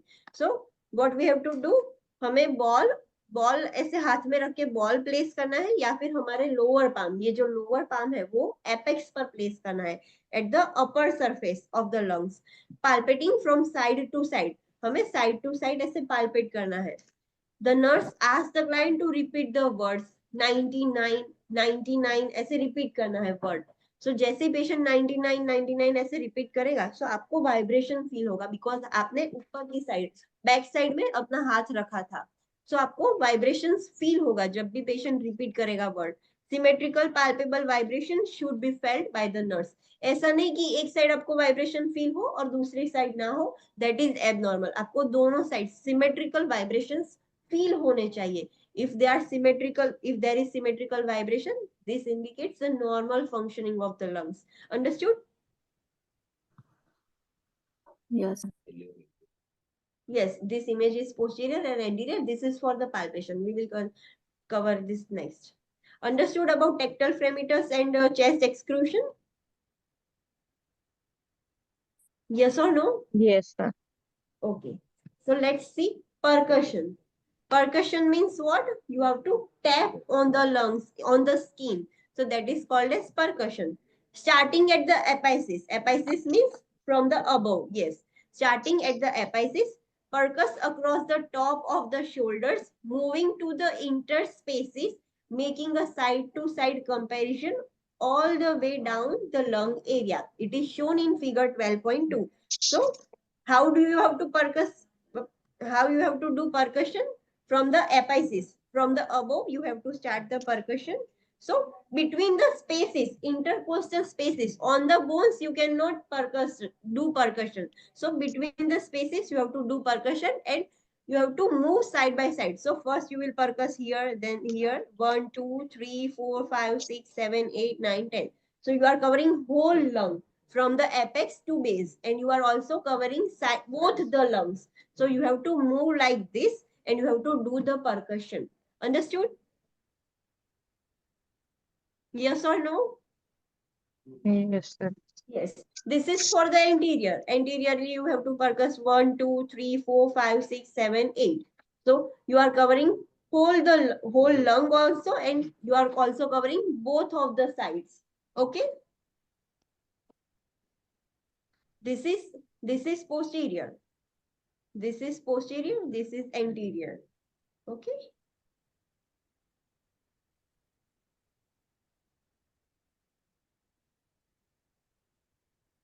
Okay. Next, determine the predominant note. Resonance is noted in a healthy lung tissue. We have already studied this. How you will write down the results of percussion? How you will write down the results of percussion? There would be Resonance, hyperresonance. resonance, hyperresonance, Timpani, tympani, dullness, Dull. flat. dullness or flatness. So if the normal healthy lung tissue, there is no extra air or extra fluid, so you will write down the resonance. Resonance is the normal notable thing. Hyperresonance is noted when excessive air is present, and dull note indicates the lung density. Hyperresonance आप कब लिखोगे? जब air में lungs में excessive air हो, तो percussion पर ज्यादा साउंड आएगा. So you can identify कि there is excessive air. So आपको results में क्या लिखना है? परकशन करने के बाद आपको क्या लिखना है? On doing percussion, there is hyperresonance. अगर लंग्स में डेंसिटी ज्यादा हो, उसका मतलब कि due to any solid masses और फ्लूइड फिल्ड हो, सो आपको डल साउंड आएगा. So you can identify the dullness. So this is how you have to write in the answers कि there is resonance, hyper resonance और dullness. Next is auscultation. Auscultation आप कैसे करोगे? Using stethoscope. So using a flat diaphragm end piece of the stethoscope, hold it firmly against the chest wall and listen to at least one full respiration in each location, that is anterior, posterior and lateral. आपको stethoscope का जो diaphragm वाला है, diaphragm piece है, ear piece आपको कान में लगाना है, diaphragm piece आपको chest पर लगाना है, और one full respiration पर आपको सुनना है, that is inhalation and exhalation both you have to auscultate. और सारी लोकेशन पर ऑस्कल्टेट करना है, एंटीरियर, पोस्टीरियर एंड लेटरल, सब जगह पर आपको करना है. पोस्टीरियर में कैसे करना है? So same like percussion, you have to start from the apices, move the side to side for comparison. जैसे परकशन में किया, you can see the images 1 2 3 4 5 6 7 8 9 10. So you have to cover whole lung and you have to auscultate. Anterior में भी same, auscultate the lung field from the episis, that is the supraclavicular area, down to the sixth rib. Avoid percussion and auscultation over the breast or chest tissue. Displace this tissue because the dull sound will be produced. If the patient is female and you are doing percussion, anteriorly you have to repeat the same process for the percussion. So there is a breast tissue, then you cannot percuss on the breast tissue. Breast tissue पर percussion करने से हमको dull sound ही आएगा, because it is a solid thing. So you have to move the tissue और avoid percussion in that area. और आपको आजू बाजू में परकशन करना है. Same with the auscultation.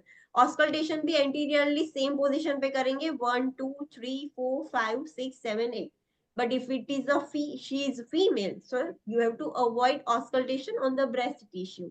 Understood? Yes, sir. Okay. और laterally कैसे करना है? So you have this images कि lateral दोनों साइड पर 1 2 3 4 5 6 and 7 दोनों साइड पर laterally हमें auscultate करना है. So this is how you have to auscultate the lung sound. Okay, and compare the findings on each side. दोनों साइड में symmetrical होना चाहिए. एक लंग में कम आवाज आ रही है, एक लंग में ज्यादा आ रही है, that is abnormal. Next, normal breath sound. Normal breath sound कौन सी जगह पर आपको नॉर्मल ब्रीथ साउंड्स आएंगे? So 3 types of breath sounds are considered normal in certain part of the thorax, including vesicular, bronchovesicular and bronchial. Breath sounds should be clear to auscultation. 3 जगह पर हमको normal breath sounds आएंगे, वेसिक्युलर, ब्रोंकोवेसिक्युलर and bronchial. और जो भी हम sounds सुन रहे हैं वो कैसे होने चाहिए, क्लियर होने चाहिए। So this is the area you can see in this image. Yes, जो येलो पोर्शन है, this is anterior, this is posterior. Okay, so जो येलो पोर्शन है, ये येलो पोर्शन है जहां पर सिर्फ ब्रोंकस है, सो वो एरिया को क्या बोलते हैं, ब्रोंकोवेसिक्युलर एरिया। वहां से आपको ब्रोंकोवेसिक्युलर साउंड्स आएंगे, that is the normal sound. जो ब्लू पोर्शन है that is the vesicular portion, so पूरा लंग्स, ये जो पूरा लंग है that is called as vesicular area. And bronchial area that is the trachea, trachea पर हम ऑस्कल्टेट करते हैं स्टेथोस्कोप रखकर, so that is the bronchial area. Same with the posterior, posterior में हमें पीछे जो bronchus, primary bronchus है, that is called as bronchosvesicular area. Bronchus को हम ब्रोंकस को ब्रोंकियल एरिया बोलेंगे और लंग्स को वेसिक्युलर बोलेंगे। और जहां पर ब्रोंकस और लंग्स दोनों मीट हो रहे दैट इज ब्रोंकोवेसिक्युलर, दोनों मिक्स नाम बोलेंगे। और whole lung is called as vesicular. So वहां से आपको नॉर्मल साउंड आएंगे, लंग्स के normal sound. So what are the abnormal sound, can you give me the list? Abnormal sound कैसे होते हैं, एक दो पता हो जो हमने ऑलरेडी स्टडी किए हैं? Crackle sound, crackle sound, yes. Wheezing. Inasdam, Breathing. wheezing sound, yes. Strider. Okay, so let's understand about that different types of abnormal sounds. Okay, I'm just playing one video so you can easily identify.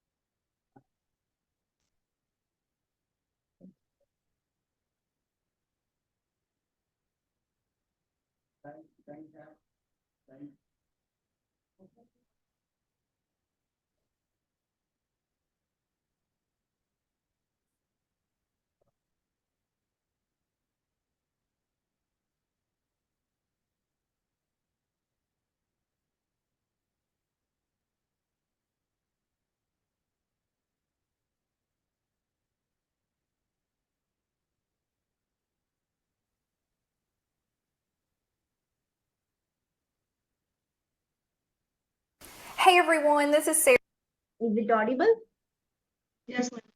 Okay, so they will tell you some brief description of each and every abnormal lung sound, and in between you can also hear the sound of that specific abnormal lung sound. So remember these sounds, okay? Here with registerednursern.com. In this video, I'm going to let you listen to 6 abnormal lung sounds, which will include wheezes, stridor, crackles, and pleural friction rub. This will be part of a review series of the lungs. Also, be sure to check out the video on normal lung sounds as well as a lecture and skills demonstration, which is part of this series. So let's get started.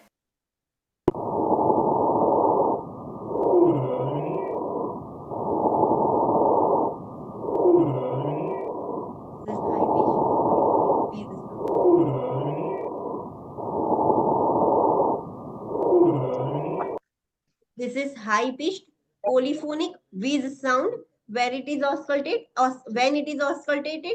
So auscultated mainly in expiration but may be present during inspiration. The sound is like a high-pitched musical instrument with more than one type of sound quality, that is polyphonic. हमें 2-3 type के sound quality सुनने को मिल रही है। In the audio clip note the multiple sound that make up wheeze which is mainly in the expiration, so you can identify. Next is low pitched monophonic wheeze. So pitch भी उसकी low है और single quality sound आएगा, that's why it is monophonic. So it is auscultated mainly in expiration but may be present at any time. Mainly वो expiration पे आपको auscultate होगा but any time भी हो सकता है. Sound like a low pitch whistling tune or whine with one type of sound quality. एक ही type का sound होगा, that's why it is monophonic. In the audio clip, note the single sound that makes up the wheeze, which is mainly in the expiration.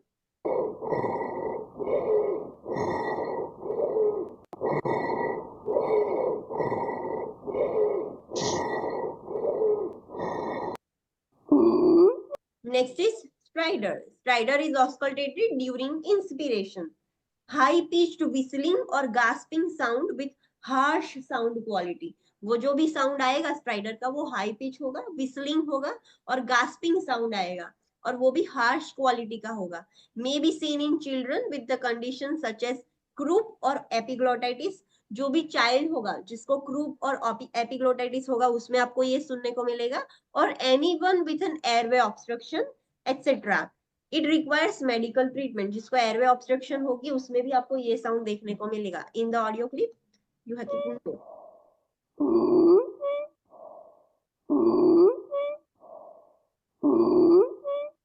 पहले whistling होता है, फिर gasping होता है, suddenly बंद हो जाता है. तो this is the stridor. Next is coarse crackles. Coarse crackles आपको कब ऑस्कल्टेट होगा? So it is auscultated during inspiration, can extend into expiration as well. Low pitched wet bubbling sound, आपको bubbles जैसा sound आएगा. Okay.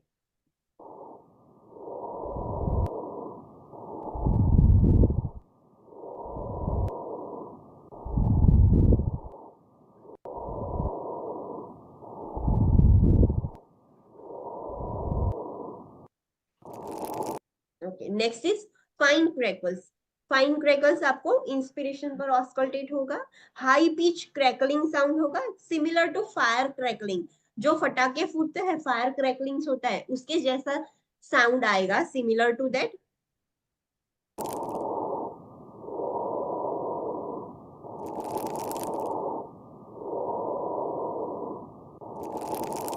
In between you are identifying the fine crackles. Okay. Next is pleural friction rub. So it is auscultated during inspiration and expiration both. दोनों time आपको auscultate होगा वो sound. Low pitch harsh grating sound. कुछ great कर रहे हो ना, ऐसे दोनों एक फ्रिक्शन हो रहा हो किसी दोनों चीज के बीच में, सो ऐसा ग्रेटिंग साउंड आएगा.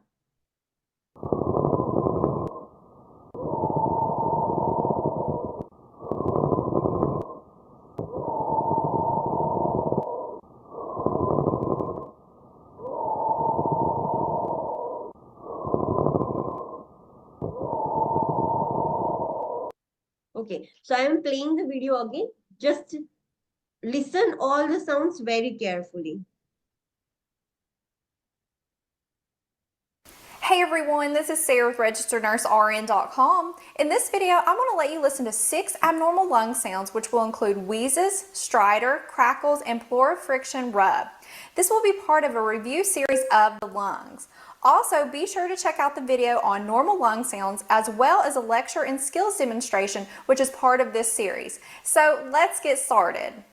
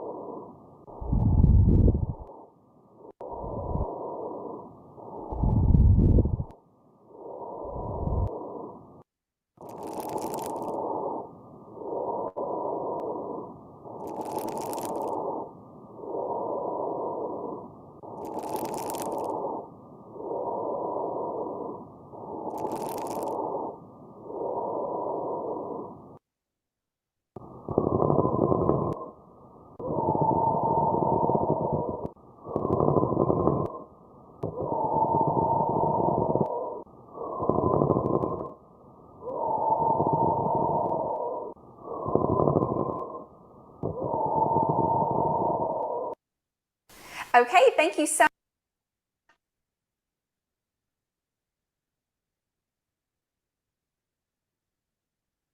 Why this is important for you?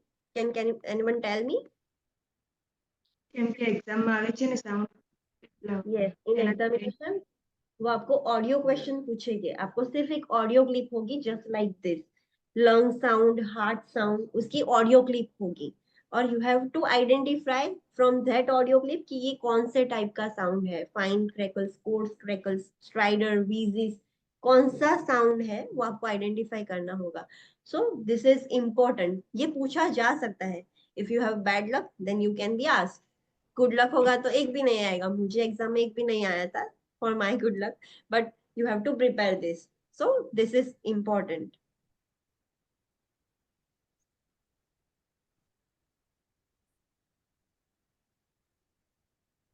Okay, so let's study abnormal breath sound. So first one is fine crackles. Fine crackles कैसे होते हैं हमने already study किया. High pitched crackling and popping noises, discontinuous sound heard during the end of inspiration, not clear by cough. End of inspiration, जब patient inhale करेगा और inhalation खत्म होने आएगा तब आपको ये साउंड ज्यादा सुनाई देगा, प्रॉपर सुनाई देगा. और पेशेंट को कॉफिंग से भी ये क्लियर नहीं होगा. कॉफिंग मीन्स हमें जब ऐसे फील होता है कि गले में कुछ है तो हम ऐसे क्लियर करते हैं थ्रोट, तो ये साउंड कॉफिंग से भी क्लियर नहीं होगा. तब कॉफिंग करने के बाद भी फाइन क्रैकल्स आपको सुनाई देंगे. What is the clinical examples, कौन सी कंडीशंस में ये साउंड्स आपको देखने को मिलेंगे? So may be heard in pneumonia, heart failure, asthma, restrictive pulmonary diseases. तो दिस आर द एग्जांपल्स. अभी शायद आपको एग्जाम में ये भी पूछा जा सकता हो कि एक ऑडियो क्लिप दी गई है, आपको उस ऑडियो क्लिप से आइडेंटिफाई तो करना है कि ये कौन सा साउंड है, पर ऑप्शंस में क्या होगी? डिजीज कंडीशंस होगी कि जो आपने अभी साउंड सुना वो कौन सी डिजीज कंडीशन में होगा. So you have to identify the sound and their disease conditions. Understood? Yes. Next is coarse crackles. Coarse crackles are low pitched bubbling or gurgling sound. Bubbles जैसे sound होंगे that starts early in the inspiration. जैसे ही client inspirate करेगा वैसे ही start हो जाएगी and extends into the first part of expiration. Early inspiration पे start होगी और फर्स्ट पार्ट है एक्सपिरेशन, जैसे उसमें भी अर्ली एक्सपिरेशन होगा तो वहां तक आपको कोर्स क्रैकल्स सुनाई देंगे and it is not clear by the cough. Coughing से भी वो क्लियर नहीं होगा. कौन सी कंडीशन में देखने को मिलते हैं coarse crackles? So same as above, ऊपर की जो कंडीशंस है उसमें तो मिलेंगे but the condition is worse और may be heard in terminally ill client with diminished gag reflex, also heard in pulmonary edema or pulmonary fibrosis. ऊपर वाली सारी कंडीशंस में सुनने को मिलेगा कोर्स क्रैकल्स, पर कब सुनने को मिलेगा? जब कंडीशंस वर्स हो गई है, बहुत ही ज्यादा खराब हो गई है, तब फाइन क्रैकल्स में से कोर्स क्रैकल्स आपको सुनने को मिलेगा. और कौन से पेशेंट्स में मिल सकता है? तो पल्मोनरी एडिमा, पल्मोनरी फाइब्रोसिस, वैसी कंडीशंस. और जो पेशेंट बहुत टर्मिनली बहुत ही इल है, उसके गैग रिफ्लेक्स कंप्लीटली डिमिनिश हो गया है, सो उसमें भी कोर्स क्रैकल्स आपको सुनने को मिलेंगे. Next is wheezes, also called as sibilant wheeze. Sibilant means like सीटी जैसा साउंड. यस, wheezing होगा. So high pitch musical sound similar to the squeak. Musical sound जैसे विसल कैसे होते हैं उसके जैसा सिमिलर होगा. Heard more commonly during expiration, जब एक्सपिरेशन होगा तब ज्यादा सुनाई देगा, but may also be heard during inspiration and occurs in small airways. Inspiration पे भी समटाइम्स सुनने को मिलता है और जो स्मॉल एयरवेज है उसमें wheezes उसमें ज्यादा होती है. Heard in narrowed airway disease such as asthma. Asthma में wheezes ज्यादा. एज्मा की क्लिनिकल साइन है wheezing. अगर wheezing बंद हो गया है, कोई पेशेंट एज्मा अटैक वाला है और wheezing बंद हो गया, so what does it indicate? કે complete obstruction થઈ ગયું છે. Completely obstruction. थोड़ा का ऑब्स्ट्रक्शन था तो सीटी जैसा साउंड आ रहा है, कंप्लीटली ऑब्स्ट्रक्ट हो गया तो साउंड ही नहीं आएगा. सो इट इंडिकेट्स इमरजेंसी, कि अभी इमरजेंसी अराइज हो गई है. Next is रोंकाई. रोंकाई का दूसरा नाम क्या है? Sonorous wheeze. Low pitch, coarse, loud, snoring और मोर्निंग टोन. उसकी पिच लो होगी और व्हीजिंग के जैसा लाउड स्नोरिंग थोड़ा साउंड आएगा और मोर्निंग टोन होगा. एक्चुअली साउंड्स लाइक स्नोरिंग, जैसे पेशेंट स्नोर कर रहा हो. स्नोर मीन्स खराटे लेना. सो वैसा साउंड होगा रोंकाई में. heard primarily during expiration but may also be heard during inspiration. Coughing may clear this sound. Normally वो कौन से ड्यूरिंग एक्सपिरेशन पर हर्ड होता है, बट समटाइम्स इंस्पिरेशन पर भी आपको रोंकाई सुनाई देगा और पेशेंट कॉफिंग करेगा. कॉफिंग के बाद वो रोंकाई जो एबनॉर्मल साउंड है वो क्लियर हो जाएगा, वो साफ हो जाएगी आवाज. Heard in disorders causing obstruction the trachea और bronchitis such as chronic bronchitis. जब ऐसे डिजीज कंडीशंस हो कि ट्रैकिया और ब्रोंकस ऑब्स्ट्रक्टेड हो गई हो, लाइक क्रोनिक ब्रोंकाइटिस, उसमें आपको रोंकाई साउंड सुनाई देगा. अभी पेशेंट को ऑब्स्ट्रक्शन क्यों हुआ है, ब्रोंकाइटिस में म्यूकस सिक्रेशन होगा, यस, तो उसकी वजह से ऑब्स्ट्रक्टेड हो गया है, तो पेशेंट कॉफिंग करके वो म्यूकस क्लियर कर देगा, तो रोंकाई साउंड क्लियर हो जाएंगे. Next is pleural friction rub. So a superficial low pitch coarse rubbing or grating sound.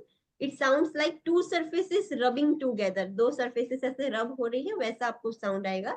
Heard throughout inspiration and expiration. वो inspiration में भी और expiration में दोनों में सुनने को मिलेगा. Loudest over the lower anterolateral surface not cleared by cough.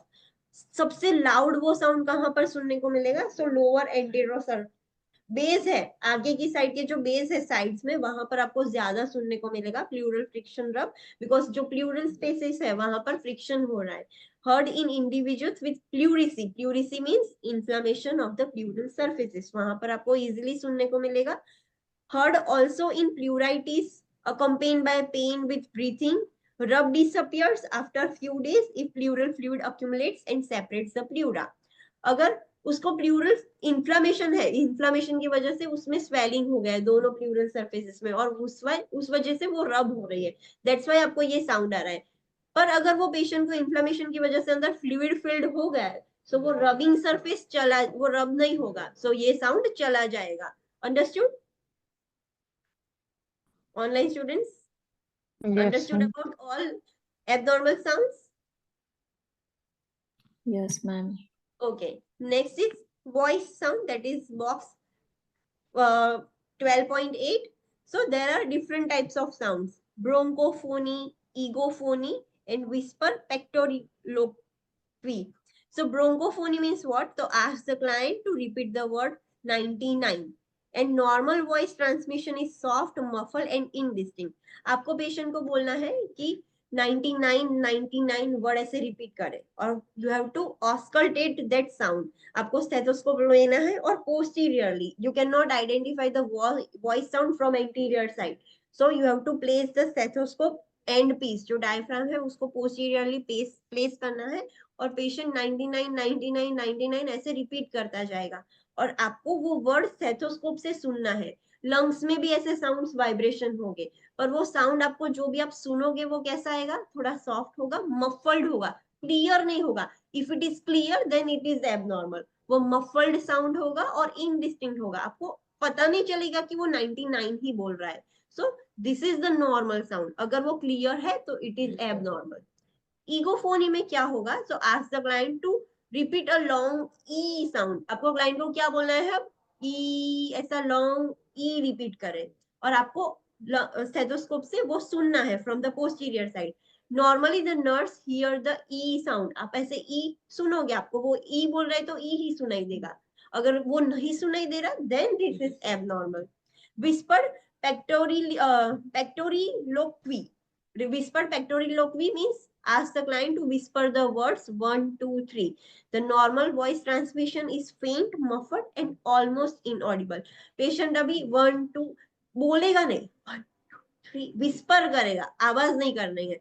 So whispering की वजह से लंग्स में भी ऐसे वाइब्रेशन होगी. सो आपको ऑस्कल्टेट करोगे जब पोस्टीरियर साइड से, तो आपको फेंट और मफल्ड साउंड सुनाई देगा, पर वो कंप्लीटली इनऑडिबल होगा. आपको पता नहीं चलेगा कि पेशेंट क्या बोल रहा है, पर कुछ बोल रहा है ऐसा आपको पता चलेगा कि something is speaking by the patient, कोई कुछ बोल रहा है. सो ये है तो नॉर्मल है. अगर क्लियर हुआ, कंप्लीटली ऑडिबल हुआ, तो then it is abnormal. Understood what are the voice sounds, how you have to do auscultate the bronchophony, echophony, and whisper pectoriloquy? Understood, online students? Yes, ma'am. Okay. So perform when a pathological lung condition is suspected. Voice sounds आप कब check करोगे? जब आपको कुछ suspect हो, doubt हो कि lungs में कुछ प्रॉब्लम है. Over the chest wall, the client is asked to vocalize the words or phrases while the nurse listen to chest. आपको chest wall पे auscultate करना है और client को बोलना है कि कुछ phrases और words बोलेंगे और आपको सुनना है. Normal voice transmission is soft and muffled. The nurse can hear the sound but is unable to distinguish exactly what is being said. आपको जो नॉर्मल वॉइस ट्रांसमिशन कैसा होगा, सॉफ्ट और मफल होगा. हमें साउंड सुनाई देगा पर हमें पता नहीं चलेगा कि क्या बोला क्लाइंट ने. When the auscultating breath sound instruct the client to breathe through mouth and monitor the client for dizziness. जब हम breath sounds auscultate कर रहे हैं तो क्लाइंट को बोलना है कि माउथ से ब्रीथ करें, नॉट फ्रॉम द नोज. और हमें क्लाइंट को डिजीनेस हो रहा है कि नहीं वो चेक करना है, बिकॉज डिजीनेस कब होगा, लैक ऑफ ऑक्सीजन होगा, जो क्लाइंट को डिजीनेस चक्कर आ जाएंगे. For diagnostic test, we have already completed that in MSN. MSN में हमने respiratory system में diagnosis complete कर दिया है. Next is client teaching. After examination of lungs, आप client को क्या teaching दोगे? So encourage the client to avoid exposure to environmental hazards, including smoking. Discuss the smoking cessation programs as appropriate. आपको client को बोलना है कि जो भी environmental exposures है, like pollutions, आपकी जो occupation से आपको मिल रहा है, वो सब बने उतना अवॉइड करना है. स्मोकिंग भी अवॉइड करना है. स्मोकिंग सिजेशन प्रोग्राम्स जो है वो भी आप डिस्कस कर सकते हो क्लाइंट के साथ. Client should undergo periodic examination as prescribed. Example chest x-ray study, tuberculosis skin testing, that is already covered in chapter 51 of respiratory system. आपको पेशेंट को एडवाइस करना है कि रेगुलर पीरियोडिक एग्जामिनेशन करवाए जिनको प्रॉब्लम का रिस्क हो.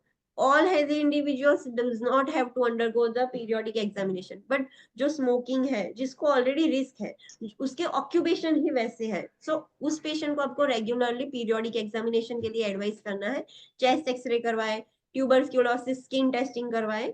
encourage the client to obtain pneumonia and influenza vaccine. आपको client को भी encourage करना है कि pneumonia की vaccine और influenza की vaccine ले ले. This is most important for which individuals?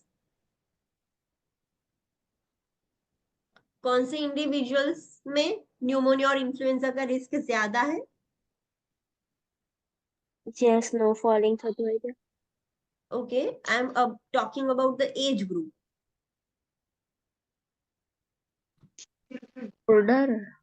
Older people, yes. So it is very important कि older people है वो न्यूमोनिया और इन्फ्लुएंजा की इम्यूनाइजेशन उनका अप टू डेट हो. PHCP or pulmonologist should be notified if the client experiences persistent cough, shortness of breath or other respiratory symptoms. Client को आपको instruct करना है कि आपको persistent बहुत लंबे समय से आपको coughing हो, shortness of breath हो रहा हो और कुछ भी other respiratory symptoms हो तो तुरंत ही PHCP और pulmonologist को notify करना है, उनको inform करना है. Understood? Yes, ma'am. So let's do a quick revision that what we have completed today. Okay, so we have completed the assessment of nose, mouth and throat. Which techniques are included in assessment of nose, mouth and throat? Inspection. Inspection and palpation. So you will ask for the subjective data to the patient. आपको patient को पूछना पड़ेगा. Knows के related आप subjective data पूछ सकते हो, mouth and throat related subjective data पूछ सकते हो. ऑब्जेक्टिव डेटा आप you will ask to the patient in objective data. No, we have to find out the problem. We have to inspect or palpate the nose, mouth and throat. So आप objective data अपने आप लोगे. So inspection करोगे, palpation करोगे, and you will assess all these things. Then last में client teaching related to all these things. आप client को कौन सा teaching दोगे? So hygiene properly maintain करे, regular dental examinations follow करे, fluoridated water और fluoride supplements regularly ले, client का जो risk taking behavior है वो avoid करना है, और कोई भी abnormal findings client को देखने को मिले so you have to notify that. Lungs में सब्जेक्टिव डेटा में आप क्लाइंट को कॉफिंग रिलेटेड या कोई पॉल्यूशन एजार्ड्स की कांटेक्ट में है वो सब आप पूछोगे, क्लाइंट से हिस्ट्री लोगे, क्लाइंट को क्वेश्चन करोगे. What about the pack years? History of pack years means what is that?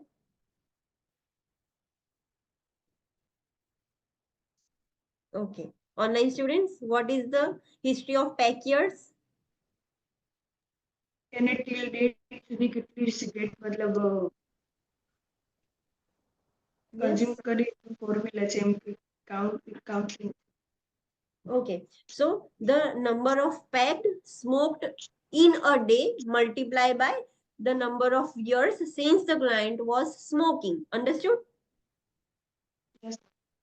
Okay. Next, related to COVID-19, you have to also ask the questions. Next, objective data. Which are the techniques used in objective data for the assessment of lungs? All four. What is the sequence? Inspection, palpation, compression. Auscultation, yes. First you have to inspect, then you have to do palpation. You cannot do like that कि आपने पहले inspection कर लिया फिर auscultation कर लिया, then you are doing palpation, then you are doing percussion. It is not like that. You have to always go for the inspection first, then palpation, then percussion, and then auscultation. Understood? Yes, ma'am. You have to maintain this sequence. Then inspect आपको देख के anterior और posterior chest सिर्फ देख के inspect करना है कि what is the abnormal thing in the lung chest. Palpation करना है. पाल्पेशन से आपको टेम्परेचर पता चलेगा, मॉइस्चर पता चलेगा, उसका टेंडरनेस, लंप और मासेस पता चलेगा. Then you have to assess for chest exclusion. What is that? Chest exclusion means Movement થાય. movement of the chest during inhalation and exhalation. So chest exclusion आपको palpate करना है. You have to also check for the tactile or vocal parameters. What is that? Vibration when the client speaks. Client जो भी बोलेगा, so vibration, you can palpate the vibrations. So that is vocal parameters or tactile parameters. How you will check the chest exclusion? Posterior side पर spinal process में से thumb रखना है और fingers laterally होनी चाहिए. And you have to ask the patient to inhale and exhale. So आपका thumb ऐसे थोड़ा सेपरेट होगा. So this is the normal. दोनों साइड सेम सिमेट्रिकल होना चाहिए, ना कि एक हैंड ऐसे एक्सपांड हो रहा है और एक हैंड वहां के वहां हो. That is not normal. Anteriorly भी आपको वैसे ही करना है. जिफोइड प्रोसेस के आगे थंब रखना है और हैंड्स लेटरली रखने हैं. और इनहेलेशन पर जब भी क्लाइंट इनहेल करेगा तो आपके थंब सेपरेट होंगे, 2 इंचेस फार हो जाएंगे. So this is the normal thing. Tactile parameters में आप क्या बोलोगे? आप अपना पाम रखोगे at the lung apices, back side में रखोगे और क्लाइंट को कौन सा वर्ड रिपीट करने के लिए बोलोगे? 99. 99 99 ऐसे क्लाइंट रिपीट करेगा. सो आपको वाइब्रेशंस फील होंगे और दोनों तरफ फील होने चाहिए, not a single side. So that is the normal thing. फिर परकशन. परकशन आपको कैसे करना है?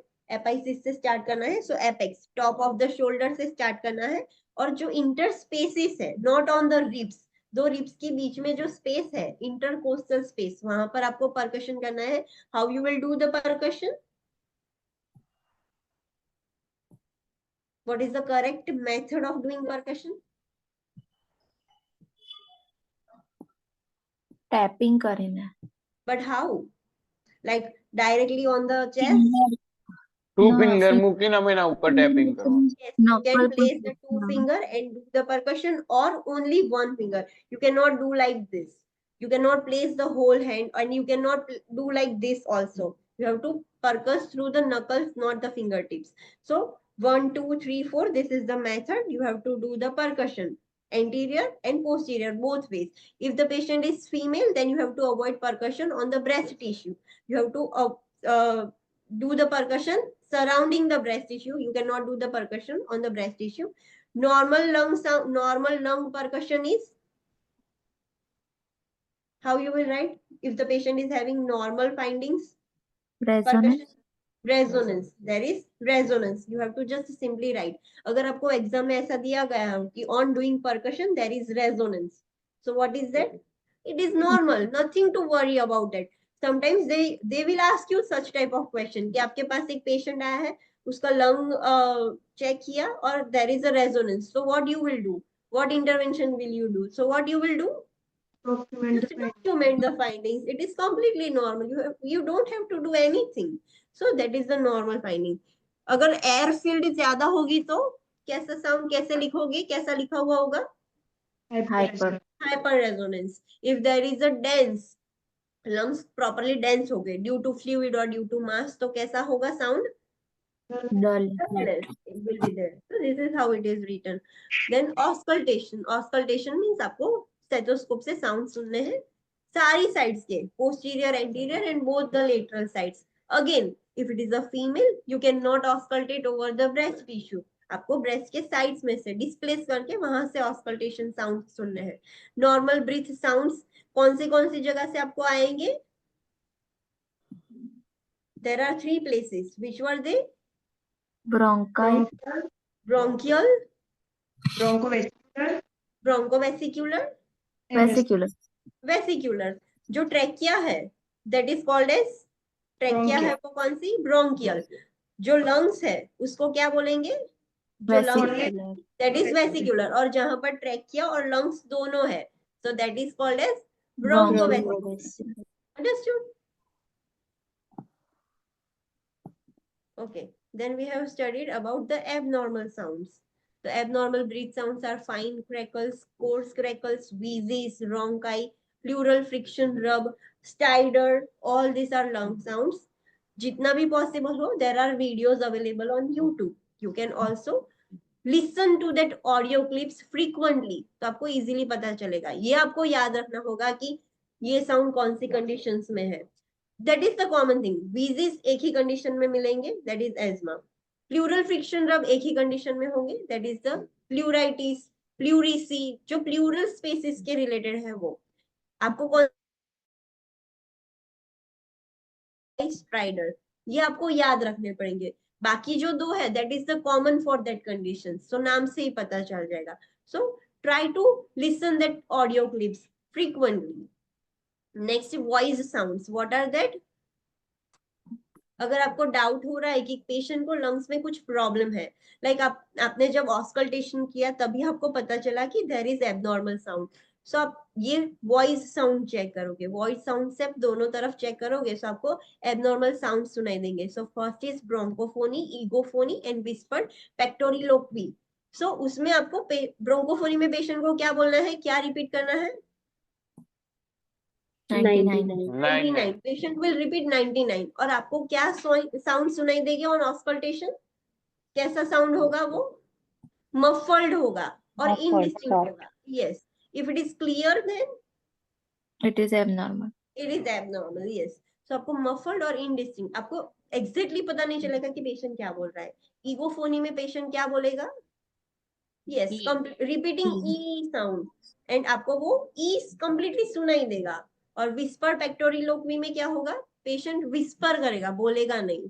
2, 3, 4 ऐसे विस्परिंग करेगा और आपको फेंट मफल्ड साउंड सुनाई देगा. आपको पता नहीं चलेगा कि पेशेंट क्या बोल रहा है, तो आपको कुछ ऐसा सुनाई देगा कि patient is speaking something.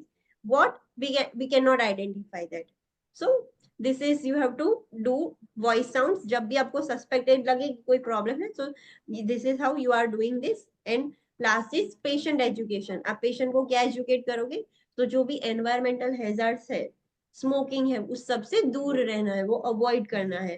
Client को भी कुछ भी डिजीज सस्पेक्टेड हो या रिस्क हो तो उसको बोलना है कि पीरियोडिकली एग्जामिनेशन करवाए, लाइक चेस्ट एक्सरे कराए, ट्यूबर्स यूरिन टेस्ट, स्किन टेस्ट कराए. सो वैसा सब टेस्ट करवाता रहे पेशेंट.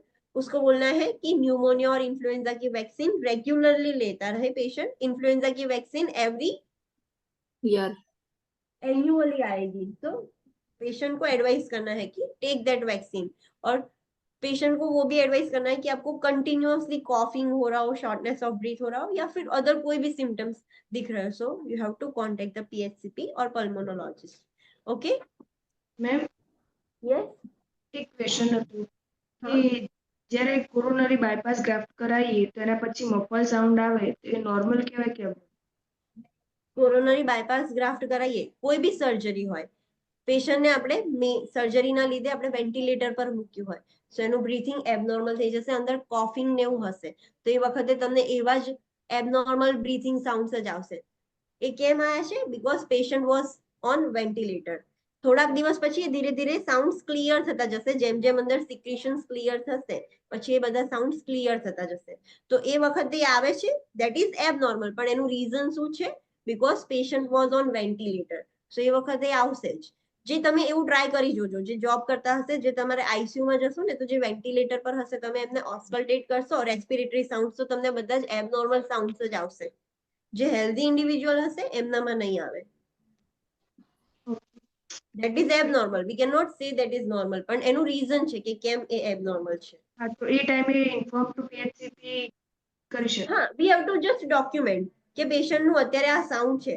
હા, પણ અગર 5-6 ડેઝ થઈ ગયા છે, પેશન્ટને સર્જરી થઈ ગઈ છે, પોસ્ટ ઓપરેટિવલી બી હજુ પણ એ જ સાઉન્ડ આવે છે આફ્ટર 5-6 ડેઝ, તો ધેટ ઇઝ સમથિંગ પ્રોબ્લેમેટિક. હજુ ક્લિયર નથી થયા સિક્રેશન્સ. નોર્મલી 2-3 ડેઝમાં એ સિક્રેશન્સ ક્લિયર થઈ જવા જોઈએ, because patient regularly incentive spirometry ને એવું બધું પોસ્ટ ઓપરેટિવલી યુઝ કરશે. રેગ્યુલરલી ક્લિયર થઈ જવું જોઈએ. If it is not clearing after 3 days, then it is something problematic. We have to notify the PHCP. બાકી ડેઈલી તમે અસેસમેન્ટ કરો તો ખાલી તમારે ડોક્યુમેન્ટ કરવાનું કે આજે આટલો સાઉન્ડ હતો, હજુ પણ છે, પણ એવું બી મેન્શન કરવાનું કે કાલ કરતા આજે ઓછું હતું, ડિક્રીઝિંગ ઓર્ડરમાં છે. If it is not in the decreasing order, પછી PHCP ને આપણે કહેવું પડે, ફિઝિયોથેરાપિસ્ટને ઇન્ફોર્મ કરવું પડે કે એ CPT ચેસ્ટ ફિઝિયોથેરાપી આપીને એ સિક્રેશન્સ બહાર નીકાળે. Okay, any other doubts? Thank you. Okay, so see you tomorrow at 9 a.m. Thank you, ma'am. Thank you.